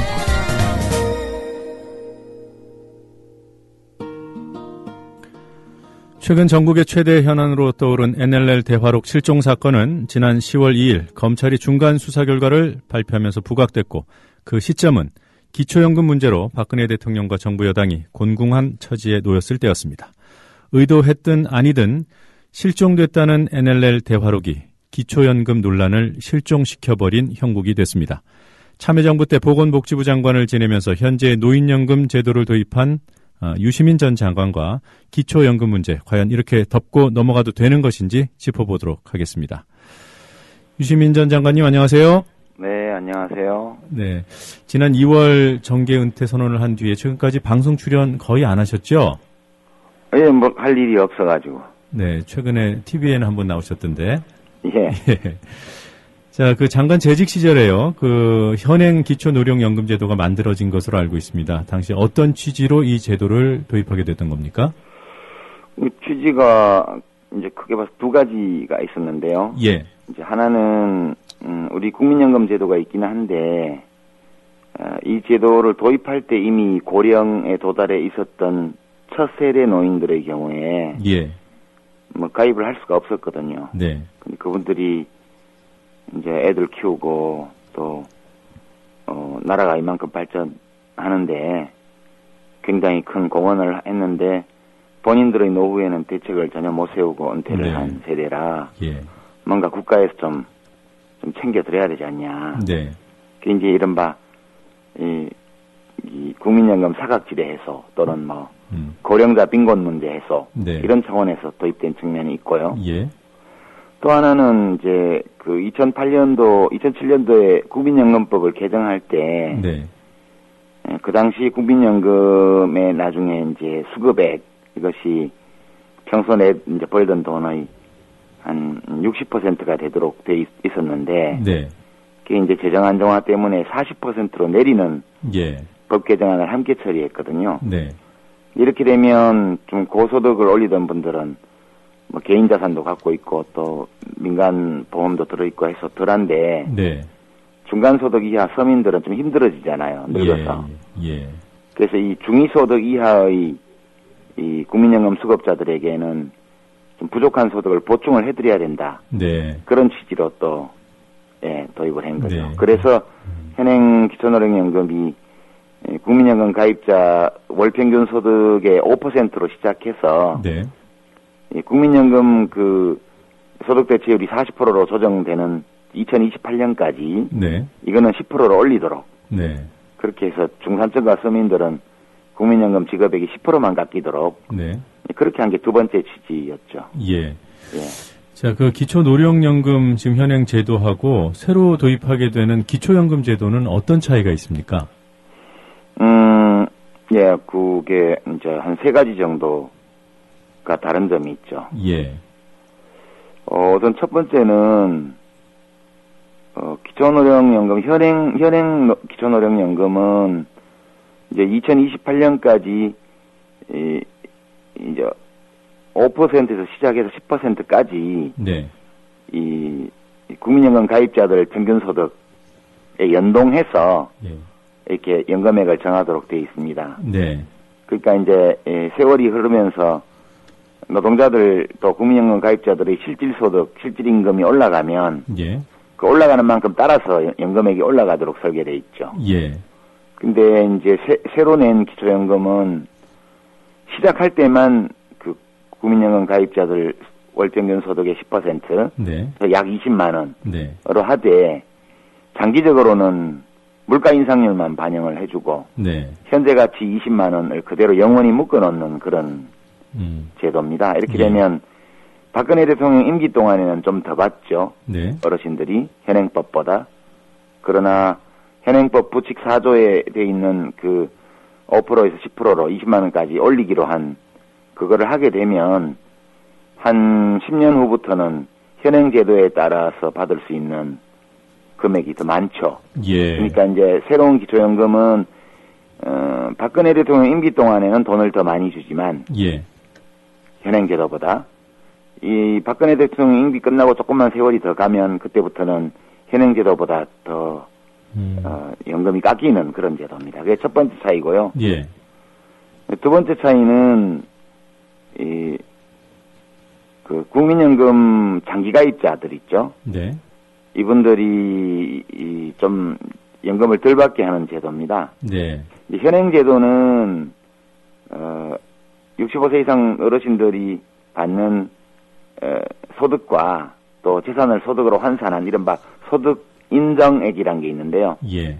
그걸 기준으로 이제 밑에서부터 70%에 대해서만 연금을 주고 이건 똑같습니다. 두 법이. 네. 근데 현행법은 그 소득 인정액을 기준으로 상대적으로 좀 소득이 많은 분은 약간 삭감하도록 그렇게 되어 있는데요. 예. 새 법은 소득 인정액과 상관없이 그 노인들이 얻는 소득 중에서 국민연금 수급액만을 기준으로 해서 이렇게 깎도록 되어 있습니다. 그래서 이게 차이가 나는 거는 연금 가입 기간이 길면 길수록 기초연금이 많이 깎이게 돼 있다. 네. 이런 거죠. 네. 마지막 하나는 뭡니까? 마지막 하나는 이제 뭐 깎는 거는 뭐 현행법에도 그렇게 돼 있고 그게 좀 소득 역전을 방지하기 위해서 그런 거거든요. 네. 예를 들어서 뭐 소득 인정액이 70만 원에서 경계선이 잘라졌다. 그럴 경우에 70만 원인 분은 20만 원을 받고 71만 원인 분은 한 푼도 못 받게 되잖아요. 예. 그러면 70대 71이던 소득 액이 90대 71로 역전되잖아요. 네, 그렇죠. 이거는 불합리하다고 해서 윗부분에 이제 못 받는 분들, 고소득층과 경계선에 있는 분들은 약간 삭감을 해서 이걸 둥그스름하게 이렇게 마무리하는 거거든요. 네, 경계선 부분에. 네, 경계선 부분에. 네. 근데 이거를 이제 신법에는 20만 원으로 한다고 했는데 실제로는 어디까지 삭감할지가 안 나와 있어요. 아, 예. 예, 경우에 따라서는 굉장히 길게 국민연금에 가입했던 분들 경우에는 거의 뭐 못 받는 거나 다름없이 될 우려가 있습니다. 현재 예. 법에 하한선이 명시되어 있지 않기 때문에요. 네. 예, 그래서 더더군다나 이제 지금은 전체 한 400여만 명 정도 되는 그 수급자 중에서 국민연금 수급자들이 한 50만 명밖에 안 되거든요. 네. 근데 지금은 초기 단계니까 그렇고 앞으로 세월이 흐르면 흐를수록 전체 65세 이상 노인들 중에서 국민연금을 받는 분들이 절반 수준으로 가게 될 텐데. 네. 그러면 문제가 좀 심각해지죠, 이 문제가. 아, 예. 국민연금에 오래 가입해 있었던 성실한 시민들을 차별하는 거니까요. 네. 뭐 단지 그 뭐 장기 가입자가 뭐 어느 정도 손해 본다 이게 아니라 손해 보는 대상도 확대되게 되는 거군요. 그렇죠. 예. 네. 자, 이 문제가 좀 아직도 여전히 복잡해서 좀 나눠서 질문을 다시 한번 드리겠습니다. 쉽게 말하면요, 네. 요지는 그거예요. 박근혜 대통령 임기 동안만 더 주고 네. 그 뒤에는 깎는다 이런 거고요. 예. 왜 그렇게 국민연금에 되는지 오래 가입해둘수록 연금액이 많이 깎인다. 네. 그렇게 보시면 됩니다. 네, 그러니까 국민연금 연계되는 부분은 어느 정도 이해도가 좀 높아진 것 같은데요. 예. 그 지금 뭐 기존 현행 제도로는 처음에는 A값, 그러니까 국민연금 평균 소득액의 5%에서 2028년까지 10%로 점진적으로 늘려간다고 하셨잖아요. 예. 예. 그런데 지금은 10%부터 시작을 한단 말이에요. 예. 아, 그리고 그 10%가 2028년 뭐까지도 계속 그냥 유지되는 것이고. 아니죠. 그 10%가 유지되는 게 아니고요. 예. 이 법이 보면 2014년 7월 1일부로 시행하도록 돼 있습니다. 네. 지금 새 법이요. 네. 근데 그 처음 지급하는 시점에서 네. 국민연금 가입자 평균 소득 월액, 그러니까 A값의 20%, 네. 10%를 네. 한다는 거예요. 그럼 그게 아마 20만 원까지는 안 되고 네. 19만 한 몇천 원 될 것 같아요. 네. 시작 시점에 한 번만 A값하고 연계하고요. 네. 그 다음부터는 A값이 올라가도 이게 안 따라 올라가고 그 액수에서 물가 인상률만큼만 올려준다는 거예요. 네. 근데 아시다시피 A값이라는 거는 국민연금 가입자의 월소득 평균이라는 거는 이제 이 명목임금 내지 명목소득 향상률이거든요. 네. 이 명목임금 상승률이라는 거는 두 가지를 합친 거예요. 하나는 실질임금 상승률이고 또 하나는 물가 인상률이거든요. 네. 그래서 이게 일반적인 경우에는 항상 A값 상승률이 물가 인상률보다 높아요. 네. 1% 내지 2% 이상. 네. 또 심한 경우 3%. 그렇기 때문에 장기적으로 보면 이게 적은 차이 같지만 새 법에 따르면 영원히 20만 원인 거예요. 현재 금액으로. 예, 가치로 따져볼 현재 현재 가치로 따져보면 영원히 20만 원을 유지하는 거고요. 네. 현행 제도로 해서 지금 이명박 대통령이 2012년에 6%로 인상했어야 되는데 네. 그 안 한 거거든요. 네. 지금부터라도 박근혜 대통령이 3년에 1%씩 인상한다. 네. 현행법대로 그러면 이제 2014년에 6% 되고 2017년에 7% 되고 2020년에 8% 되고 이렇게 올라가잖아요. 예. 그러면 2021년이나 22년이 되면 네. 한 9% 정도까지만 올라가도 이미 현재 가치로 20만 원이 넘게 돼 있어요. 네. 그러니까 이제 이렇게 보면 돼요. 2014년 기준으로 20만 원 네. 딱 하고 나면 그 다음에는 영원히 20만 원 받는다는 거예요. 영원히. 네. 그러나 이제 현행 제도대로 이것을 점진적으로 10%까지 인상을 하게 되면 A값에 연동되어 있기 때문에 네. 앞으로 그게 30만 원이 될 수도 있고 현재 가치로 네. 40만 원이 될 수도 있고 50만 원이 될 수도 있는 거죠. 네. 이렇게 되니까 지금 현재 내년에 65세가 되는 어떤 분이 이제 아마 통계적으로 보면 95세까지는 살 거예요. 예. 65세에 건강에 큰 문제가 없는 사람이라면 이제 95세까지 삽니다. 네. 그럼 30년 살게 되죠, 앞으로. 네. 30년 동안 현행법에서 따라서 받게 될 연금과 네. 이제 새로운 법에 따라서 받게 될 연금을 비교해 보면 예. 새로운 법에 따라서 받게 될 연금이 반밖에 안 된다는 거예요. 네. 예. 그렇게 계산하면 돼요. 생애 전체를 통틀어서 받을 수 있는 기초노령연금과 기초연금을 비교해 보면 예. 현행법에 따라서 받는 것의 액수가 훨씬 많다는 거예요. 네. 그러니까 노인들 개개인이 그렇다면 노인 세대 전체로 보게 되면 이거는 정부가 노인 복지 지출을 엄청나게 영원히 줄이기 위해서 예. 박근혜 대통령 임기 동안에 일시적인 재정 지출, 복지 지출을 확대를 감수하는 거다. 예. 예, 그러니까 영원한 재정 절감을 위한 일시적 복지 지출 확대. 예. 되는 거죠. 네. 그러니까 생애 전체로 비교해 봤을 때 이렇게 누적을 시키면은 손해를 어느 시점인가 보게 된다 이 말씀이신데요. 예, 예, 이게 그냥 만약에 기초노령연금하고 기초연금 두 가지가 다 존속한다고 가정을 해두고요. 예. 처음에는 기초연금 수령액이 더 많다고 하셨죠. 그렇죠. 이게 이제 서서히 격차가 줄어들면서 어느 순간 역전이 된다는 말씀이시죠? 예, 제가 보기에는 2023년 저쪽에 역전되지 않나 싶은데요. 2023년이면 향후 10년 정도? 예. 네, 알겠습니다. 자, 이 국민연금 장기 가입자의 손해 여부를 둘러싸고 논란이 있었는데 박근혜 대통령은 명확하게 어떤 경우에도 손해가 없다 이런 입장을 밝혔어요. 예, 그거는 사태를 잘못 파악한 거죠. 왜냐하면 국민연금 장기가입자가 20만 원이 아니라 5만 원만 받는다고 가정해보죠. 네. 삭감돼가지고. 네. 그 5만 원만큼이 이익이잖아요. 못 받는 거에 비하면. 예. 국민연금액이 깎이는 건 아니에요. 네. 국민연금 수급액이. 그러나 기초연금액이 깎이잖아요. 그렇죠. 네. 그러면 예컨대 똑같이 한 달에 50만 원 소득이 있는데 어떤 사람은 그게 임대소득이고 어떤 사람은 국민연금 수급액이라고 가정해보죠. 네. 그럼 똑같은 소득을 올리고 있는데 임대소득을 올리는 사람은 20만 원을 받고 나는 5만 원을 받아요. 예. 그러면 15만 원만큼 불이익을 받은 게 맞잖아요. 네. 그 기초연금에서 15만 원 깎이는 거나 국민연금 수급액이 15만 원 깎이는 거나 총액으로 보면 똑같아요. 네. 그러니까 절대적 기준으로 보면 국민연금 수급액이 줄어드는 게 아니지만 국민연금 수급액이 많다는 이유로 기초연금이 깎이게 되면 그거는 그 사람 입장에서 보면 마찬가지죠. 뭐가 깎이든. 네, 그것도 손해죠. 오른쪽 네. 호주머니에 들어오는 돈이 깎이든 왼쪽 호주머니로 들어오는 돈이 깎이든 두 개가 합쳐서 자기 소득이 되는 거니까. 네.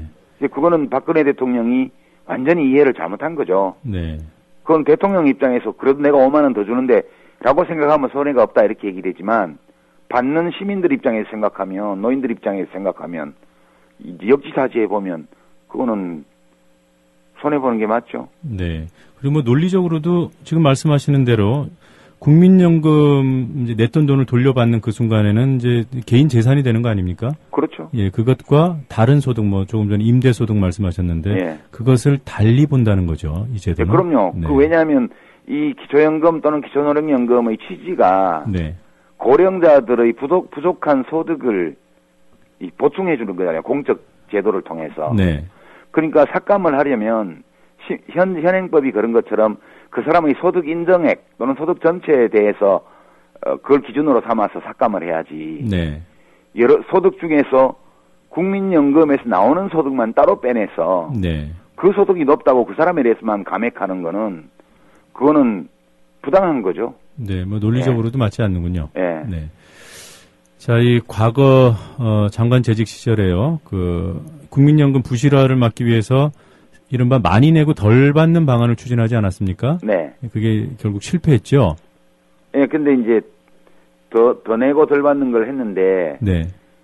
이제 덜 받는 거는 미래의 일이고 더 내는 거는 현재의 일이잖아요. 네.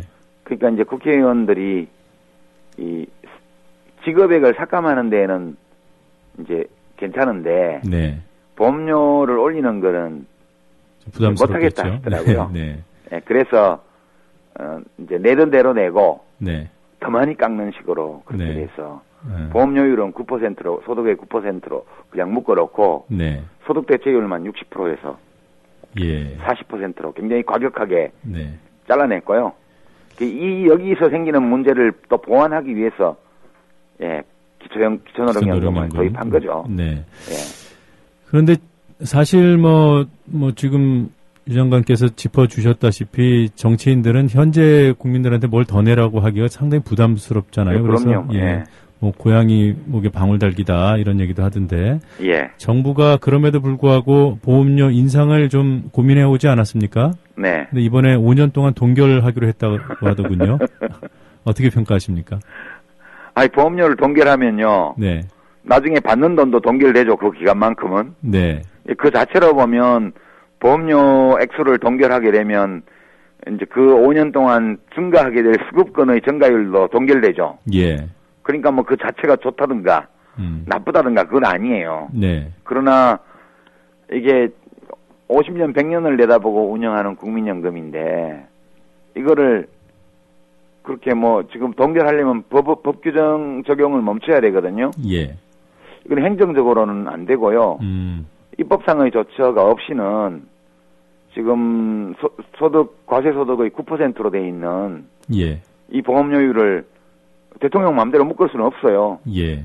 이게 법률은 항상 소득 대비 9%로 고정돼 있기 때문에 절대 액수를 동결하려면 특별한 입법 조처가 필요합니다. 예. 어떻게 하려는지 모르겠네요. 네. 그러니까 이거는 우선 내는 돈을 올리는 거를 이제 국민들이 싫어하기 때문에 예.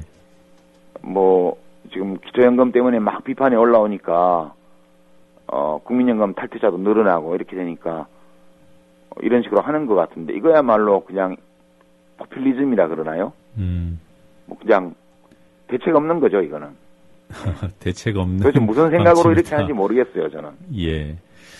자, 뭐 모르시겠다고 하니까 더 좁지 않겠습니다. 예. 뭐 이런 얘기가 있어요. 기초연금 문제를 덮기 위해서 NLL 검찰 수사 결과 발표가 갑자기 나온 것이다.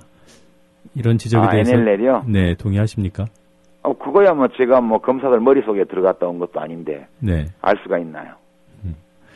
자, 그동안 뭐 현안에 대한 입장 표명을 상당히 자제해 오신 것으로 압니다만 예. 유독 이 NLL 대화록 문제만큼은 적극적으로 뭐 글도 올리시고 하지 않으셨습니까? 아니 그게 아니고 네. 자꾸 물어보니까 생방송에서 예. 할 수 없이 대답한 건데. 뭐 저기 블로그에도 보니까 시리즈로 여러 건의 글들을 올리셨더군요. 예, 그 이제 NLL 문제가 아니고 네. 남북 정상회담 대화록을 좀 전문을 다 읽어본 분들이 별로 없더라고요. 네. 그래서 이거 읽을 만한 가치가 있는 것이라는 판단이 들어서 네. 이제 그 대화록 전체를 해설하는 책을 하나 썼습니다. 이달 말에 하순에 네. 나올 텐데요. 네. 예, 그런 거는 뭐 제 일이니까요. 네. 예. 알겠습니다. 이 관련해서 몇 가지만 간단히 좀 여쭤보죠. 새누리당이 주장하는 녹음 파일 공개 어떤 생각을 갖고 계십니까? 저는 뭐 모르겠어요. 여야가 합의하면 뭐 할 수 있다고 남재준 원장이 그랬던데요. 네. 이미 녹취록을 다 공개한 마당에 네. 그거 공개 못할 이유 있나? 그런 생각도 한편 들고요. 네. 그 녹취록 공개 자체가 이게 나쁜 행동이었는데 네. 하나의 나쁜 행동을 했다고 해서 또 다른 나쁜 행동을 하도록 허용하는 게 맞나? 그런 것 사이에 좀 고민이 되죠. 예. 근데 저는 그냥 개인적인 그런 호기심으로 말씀드리면 예. 텍스트보다는 음성 파일이 훨씬 더 진실을 풍부하게 알려주잖아요. 예. 기왕 이렇게 된 거 들어봤으면 하는 마음도 없지 않고. 네. 사실 그렇습니다. 유 전 장관께서는 지난 대선 전에도요. 예. NLL 포기 발언 주장이 박근혜 후보 측에서 나왔을 때 기록 열어보자는 입장을 밝히시지 않았습니까? 아니요, 제가 그런 적은 없습니다. 그런 말씀을 하신 것으로 보도가 돼 있던데. 아니요. 그럼 저는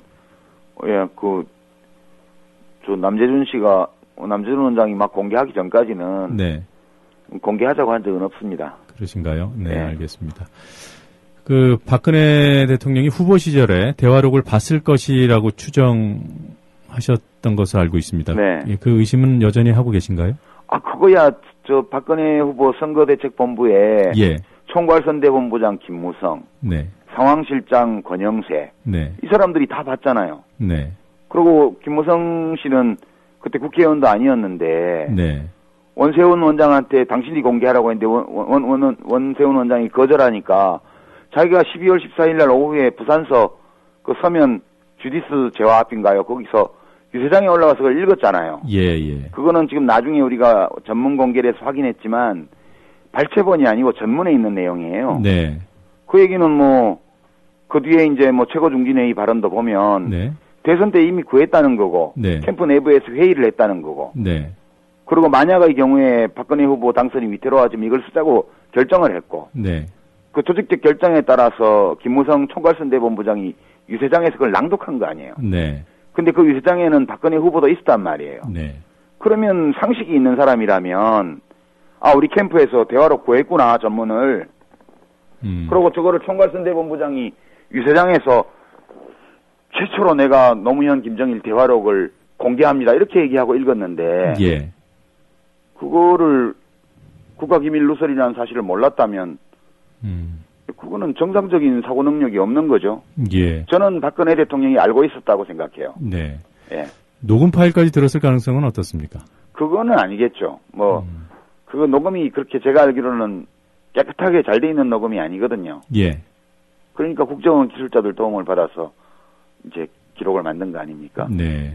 알겠습니다. 그러니까 음원 파일은 아닐 거고, 예, 아마도 이제 전문, 예, 대화록 전문을, 그 원세훈 씨도 이해가 안 되는 게, 김무성 씨가 그때 국회의원도 아닌 사람인데, 예. 당신이 이거 공개하라, 그렇게 얘기를 했다는 얘기는, 김무성 의원이 그거 갖고 있었다는 거 알았다는 얘기고요. 네. 그리고 그 뒤에 국회에서 국가기록원에 있는 걸 못 찾았고, 또, 검찰도 국가기록원 뒤져서 이제 봉화마을에서 가져온 이지원에서 일단 찾았다는 거 아닙니까? 예. 그러면 국가기록원의 것이 유출됐을 가능성은 없죠. 네네. 그 국정원에 있던 게 유출된 거 아닙니까? 네. 자기가 원장으로 있는 그 정보기관에서 갖고 있던 1급 국가기밀이 유출돼서 정치인들 손에 들어가 있는데, 그 범인을 색출하고 처벌할 생각은 안 하고, 그냥 나는 공개 못하겠다. 그렇게 얘기하고 만 거 아니에요? 예. 그 직무유기죠. 최소한 공범이거나. 네, 알겠습니다. 예, 그런 거죠. 예. 이건 뭐 여담입니다만 혹시 그 방송사 쪽에서 진행 섭외는 없는지요?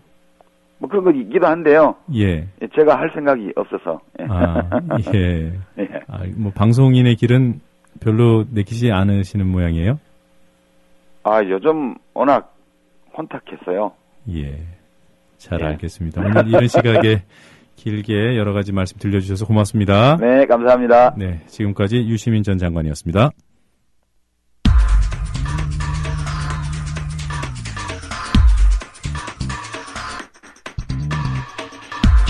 시사 애너그램 공갈입니다. 공갈이 만들어내는 문장은 다소 거칠기도 하고 일상적이지 않은 문구도 등장합니다.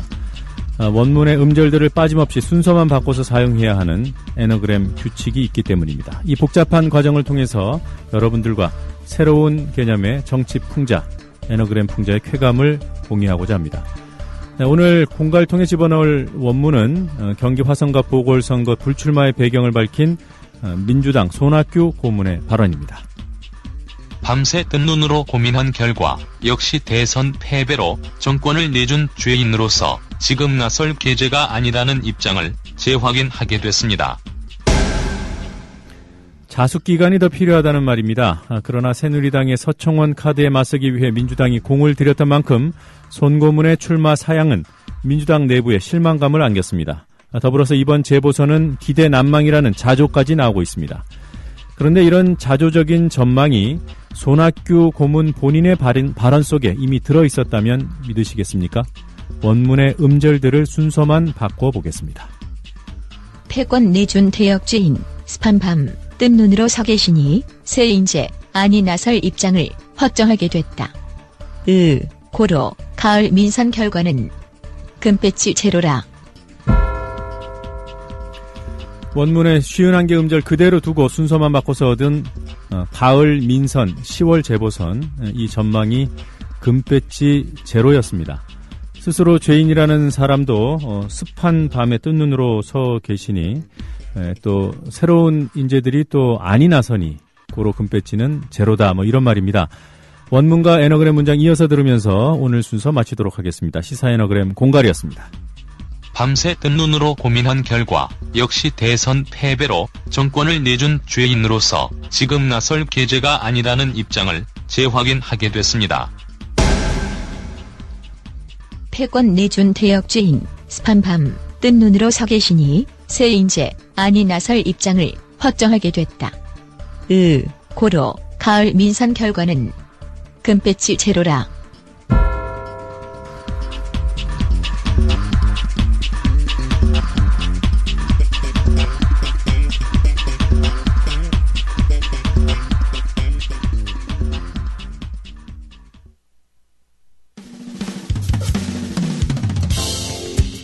지금 여러분께서는 YTN 해직기자 노정면이 진행하는 국민TV 라디오 노정면의 뉴스바를 듣고 계십니다.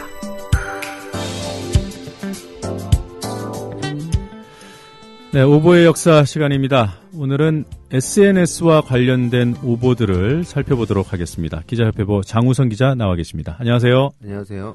네. 자, 그동안 오보의 역사 진행하면서 조선일보 오보 사례가 꽤 많이 소개가 되지 않았습니까? 네, 오늘도 빠지지 않았군요. 예, 고의는 전혀 아닌데 예. 자꾸 거론을 하게 됩니다. 예, 이번 사례를 좀 거슬러 올라가 보면요, 그 지난해 대선을 앞둔 9월 25일이었습니다. 당시 새누리당 박근혜 후보가 그 강원도 화천에 있는 이회수 작가를 만나러 간 적이 있었죠. 예. 그때 박 후보가 이 자리에서 이 작가한테 국민행복추진위원회에 동참해 줄 것을 권유하기도 했는데요. 이 작가는 거절하면서 하지만 박 후보가 과거사에 대해서 당시 그 사과했던 부분 이런 부분에 대해서는 덕담을 나누기도 했습니다. 네. 그런데 6일 뒤인 10월 1일에 이 씨가 자신의 그 트위터에 글을 하나 올리게 되는데요. 예. 자신을 비난하는 악플러들을 공격하는 그런 내용이었습니다. 예.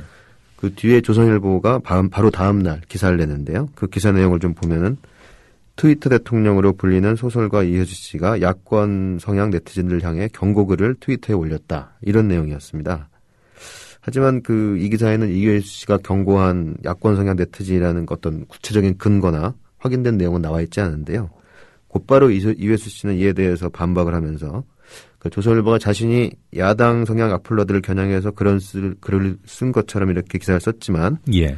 자신을 무례하게 공격한 악플러들은 여당 성향의 경우가 가장 많고 자신에게 메일이나 트위터 같은 걸 한 번만 확인했으면은 이런 오보는 나지 않았을 것이다. 이렇게 반박을 했었습니다. 예. 그러니까 그 악플러들한테 공격받은 당사자인 이회수 씨가 네. 자신을 공격했던 악플러들은 조선일보 보도에 나온 그런 야권 성향의 악플러들이 아니라 네네. 여권 성향이 더 많다 이렇게 예. 본인이 밝혔군요. 예. 네. 이회수 작가가 그 당시에 올렸던 악플러를 향한 경고의 트윗은 어떤 내용입니까? 예, 좀 길지만 들어보면요. 알바들에게 분명히 경고하겠다. 예. 비열한 언사를 쓰면서 나를 공격하는 것은 무방하지만 당신들이 추종하는 후보가 그 언사들 때문에 내 트윗 한 방으로 수십만 표를 잃게 될 것이다. 뭐 이런 내용이었습니다. 예. 네. 자, 그런데요, 여당 후보를 만나고 와서 악플이 쏟아졌다면, 네. 야권 성향의 악플러다, 이렇게 생각할 수 있지 않을까요? 예, 말씀하신 대로 기자 입장에서 보면은 좀 이해가 가는 측면도 있습니다. 하지만 예. 중요한 것은 당시는 대선을 앞둔 좀 민감한 시기였고요. 네.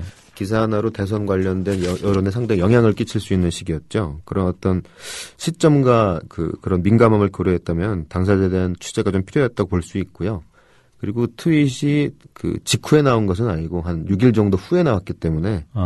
그리고 평소에 또 이혜수 씨는 보수향 네티즌한테 공격을 많이 받지 않습니까? 예. 그런 여러 가지 점을 감안한다면은 좀 더 확인이 필요하지 않았나 그런 생각이 듭니다. 네. 기자는 확인하는 직업인데 확인이 좀 부족해서 생긴 네. 오보였던 것 같습니다. 예. 이렇게 유명인의 SNS 발언이 기사에 그대로 인용되는 경우가 매우 흔하지 않습니까? 예, 맞습니다. 예, 배우 독고영재 씨와 관련된 오보도 있었죠? 예, 역시 대선을 앞둔 시점이었는데요. 지난해 11월 7일 독고영재 씨의 이름으로 된 트위터에 글이 하나 올라옵니다. 예. 안철수 무소속 후보와 박원순 서울시장을 원색적으로 좀 비난하는 내용이었는데요. 이 트윗에서는 안철수 후보는 별똥별에서 온 사람, 그리고 박원순 시장은 박원숭 시장, 북한식 막가파 정책 이런 식으로 이제 표현이 됐습니다. 그리고 대한민국을 종북 좌파들의 선동에서 무너지게 할 수 없다 이런 말도 나오는데요. 당시에 헤럴드 경제를 비롯해서 여러 신문사닷컴들 그리고 인터넷 언론들이 이를 대대적으로 인용 보도했습니다. 하지만 이게 대량 오보 사태가 되고 말았는데요. 예. 당시 독고영재 씨가 오마이뉴스와의 통화에서 자신은 트위터 계정을 갖고 있지 않고 어떻게 사용하는지도 모른다 이렇게 해명했기 때문입니다. 네. 결국 이 트위터 계정은 독고영재 씨를 사칭한 것으로 나타났고요. 그래서 문제가 되자 계정은 곧바로 삭제가 됐습니다. 네. 제가 이런 것들을 확인을 안 하고 쓰는지 모르겠습니다. 네. 그 SNS에 올라오는 여러 가지 사건 사고와 관련된 뭐 정보들, 사진들 이런 것들도 오보를 유발하지 않습니까? 예, 요즘 SNS를 통해서는 그 사건 사고 현장 소식이나 사진들이 기성 언론보다도 훨씬 빨리 올라오죠. 예. 하지만 이것도 확인을 하지 않으면은 오보 사태를 좀 빚게 되는데요. 올해 7월에 그 서울에 집중호우가 쏟아졌을 때였습니다. 당시 SNS에서는 강남역 일대가 물바다가 됐다는 소식들이 긴급히 퍼졌는데요. 가장 충격을 많이 줬던 것이 그 강남역의 한 맨홀에서 분수처럼 물이 역류하는 그런 사진이었습니다. 예. 이 사진을 굉장히 많은 그 인터넷 언론들이 받아서 보도했는데요. 뭐 경제지 온라인 그를 시작으로 해서요. 뭐 중앙일보, 한겨레, 조선일보 뭐 등등 온라인판들이 일제히 보도를 했었습니다. 뭐 이를 두고 이제 박원순 시장과 서울시를 맹비난했던 강남 워터파크 보도다 이런 얘기도 하는데요. 하지만 당시 서울시는 당시에 그 강남역에서는 전혀 침수가 일어나지 않았고 예. 또 맨홀이 역류된 곳은 강남역 쪽이 아니라 신논현역 쪽이었다. 이렇게 반박을 했습니다. 그 뭐 신논현역 쪽에도 그런 문제가 있으면 안 되는 거잖아요. 네, 예. 그렇죠. 사진은 좀 다르다는 것이었고요. 네. 그리고 그 외에 올라왔던 사진들도 당시 사진이 아니라 좀 몇 년 전 사진이었다. 뭐 이런 네. 해명들이 나왔었습니다. 네, 사실 지난해 강남역 침수되는 일이 있어서 네네. 어떻게 보면 그때의 기억들을 자극하는 좀 예. 뭐 좋게 보면 짓궂은 예. 나쁘게 보면 좀 악의적인 예. 그런 사진들이 아니었던가 싶은데요. 이런 SNS 오보는 우리나라의 독특한 현상입니까? 아니면 외국에서도 종종 있습니까? 예, 외국에서 상당히 사례가 많이 있는데요. 예. 일단 좀 약간 다른 케이스지만 화면이 컸던 사례라서 하나 먼저 소개해드리면요. 그러니까 올해 4월에 예. 그 세계적인 통신사인 AP가 트위터를 통해서 백악관의 의문의 폭발 사고가 나서 그 오바마 대통령이 부상당했다는 속보를 전한 적이 있습니다. 예. 당시는 또 보스턴 마라톤 테러 직후라서 상당히 충격이 더했는데요. 알고 보니 이것은 그 시리아군이 AP 통신 트위터를 해킹해서 거짓 정보를 흘린 것으로 나타났었고요. 네. 그리고 또 꼽을 수 있는 것은 역시 말씀드렸던 보스턴 마라톤 테러 사건 때 그 당시를 좀 얘기를 할 수 있겠습니다. 당시에 그 SNS가 용의자를 압축하는 데 상당히 큰 공로를 세웠었는데요. 예. 한편으로는 좀 엉뚱한 분들이 좀 지목이 돼서 고초를 치르기도 했는데 당시 사건 현장에서 사진이 찍혔던 한 그 살라 바룬이라고 하는 10대 소년이 그 용의자로 지목이 되면서 이를 또 뉴욕 포스트라는 타블로이드 매체가 SNS를 이용해서 보도를 했습니다. 그래서 이 소년은 결국 경찰서를 직접 찾아가 두 명을 벗었고요. 뉴욕 포스트는 경정 기사를 냈습니다. 네, 그때 뭐 CCTV 관련한 기사였던 예, 거예요? 그렇죠. 그 CCTV에 배낭을 메고 그 사건 현장에 서 있는 사진들이 그 용의자로 지목이 된 겁니다. 예. 자, 이 SNS와 관련된 오보의 책임이 어디에 있을까? 확인을 안 한 기자입니까? 아니면 이런 확인되지 않은 정보가 워낙 많이 돌아다니는 SNS의 문제인 겁니까? 예, 뭐 SNS상에서는 물론 잘못된 정보들이 많이 떠돌아다니기도 합니다. 하지만 그 뉴스 소스의 정확도는 언론이 취재를 통해서 좀 검증해야 될 문제고요. 바로 그런 부분에 소셜 미디어와 기성 미디어의 차이가 있다고 좀 볼 수 있습니다. 그러니까 SNS는 전파력이 강하지만 그 부정확할 수 있고 기성 언론은 뉴스의 유통 속도에서는 처지지만 정확성을 가지면서 상호 보완을 할 수가 있는데요. 그 언론이 좀 제 역할을 하지 못하면서 SNS의 한계 탓으로 미루는 것은 좀 책임 전가라고 볼 수 있는 측면이 있는 것 같습니다. 예, 뭐 언론이 잘못을 해놓고도 그 책임을 SNS에 전가한 대표적인 사례가 있는지요? 재작년 말에 그 김근태 고문이 위독할 당시에 그 별세하기 전에 별세했다는 오보가 난 적이 있습니다. 예. 그 당시에 YTN의 잘못된 자막을 연합뉴스가 받아서 이제 오보가 났었는데요. 그 이후에 그 이러한 좀 잘못된 소문들이 SNS를 통해서 급속하게 확산되고 있다. 이런 좀 비판적인 기사들도 많이 나왔는데요. 그래서 일부에서는 오보는 언론이 냈는데 그 책임은 SNS에 미루는 것 아니냐 이런 지적이 나오기도 했었습니다. 예, 그렇군요. 저희 작은 매체일수록 트위터를 직접 인용해서 쓰는 그런 경향이 있는 것 같아요. 왜 그런 거죠? 그 문제가 되는 언론들은 대부분 인터넷 매체들인데요. SNS와 관련해서는 그 대부분의 매체들이 취재 인력이나 인프라가 굉장히 좀 열악합니다. 이것은 좀 주요 신문사, 닷컴사들도 크게 다르지 않은 실정인데요. 하지만 살아남기 위해서는 속보 경쟁에서 우위를 점해야 되고요. 적은 인력으로 속보에 매달리다 보니까 깊이 있는 취재나 확인이 좀 불가능한 실정입니다. 그리고 이러한 매체들은 대부분 인터넷 트래픽을 기반으로 한 그 광고 수익이 중요한 수익원인데요. 트래픽을 올리려면은 좀 더 빠르고 자극적인 뉴스가 필요하고 그렇다면은 트위터에 올라오는 실시간 뉴스가 상당히 유혹을 느끼지 않을 수 없는 그런 측면이 있다고 볼 수 있겠습니다. 뭐 트위터에 올라오는 정보들이 사실 잘못된 것들이 많이 있죠. 네네. 이것 때문에 SNS는 뭐 기성 언론에 비해서 매우 위험한 매체다 이렇게 지적하시는 분들이 있는 것 같은데 네. 사실 언론사는 많은 사람들이 어떤 신뢰도를 인정하고 믿겠다라는 어떤 의지를 가지고 보는 경우가 많아요. 신문에 나왔는데 방송에 나왔는데 그런데 거기서 잘못하면 크게 우리가 속게 되는 거죠. 그런데 SNS는 사실 보는 분들이 어떤 일정한 경계심을 갖고 보기 때문에 물론 유해한 정보들이 있다 하더라도 제가 볼 때는 거짓말하는 언론보다는 덜 위험한 것 같습니다. 그래서 일단 SNS에 올라오는 여러 가지 정보들 가려서 보시기를 부탁드리겠습니다. 오늘도 오보에 관한 좋은 얘기 잘 들었습니다. 고맙습니다. 예, 감사합니다.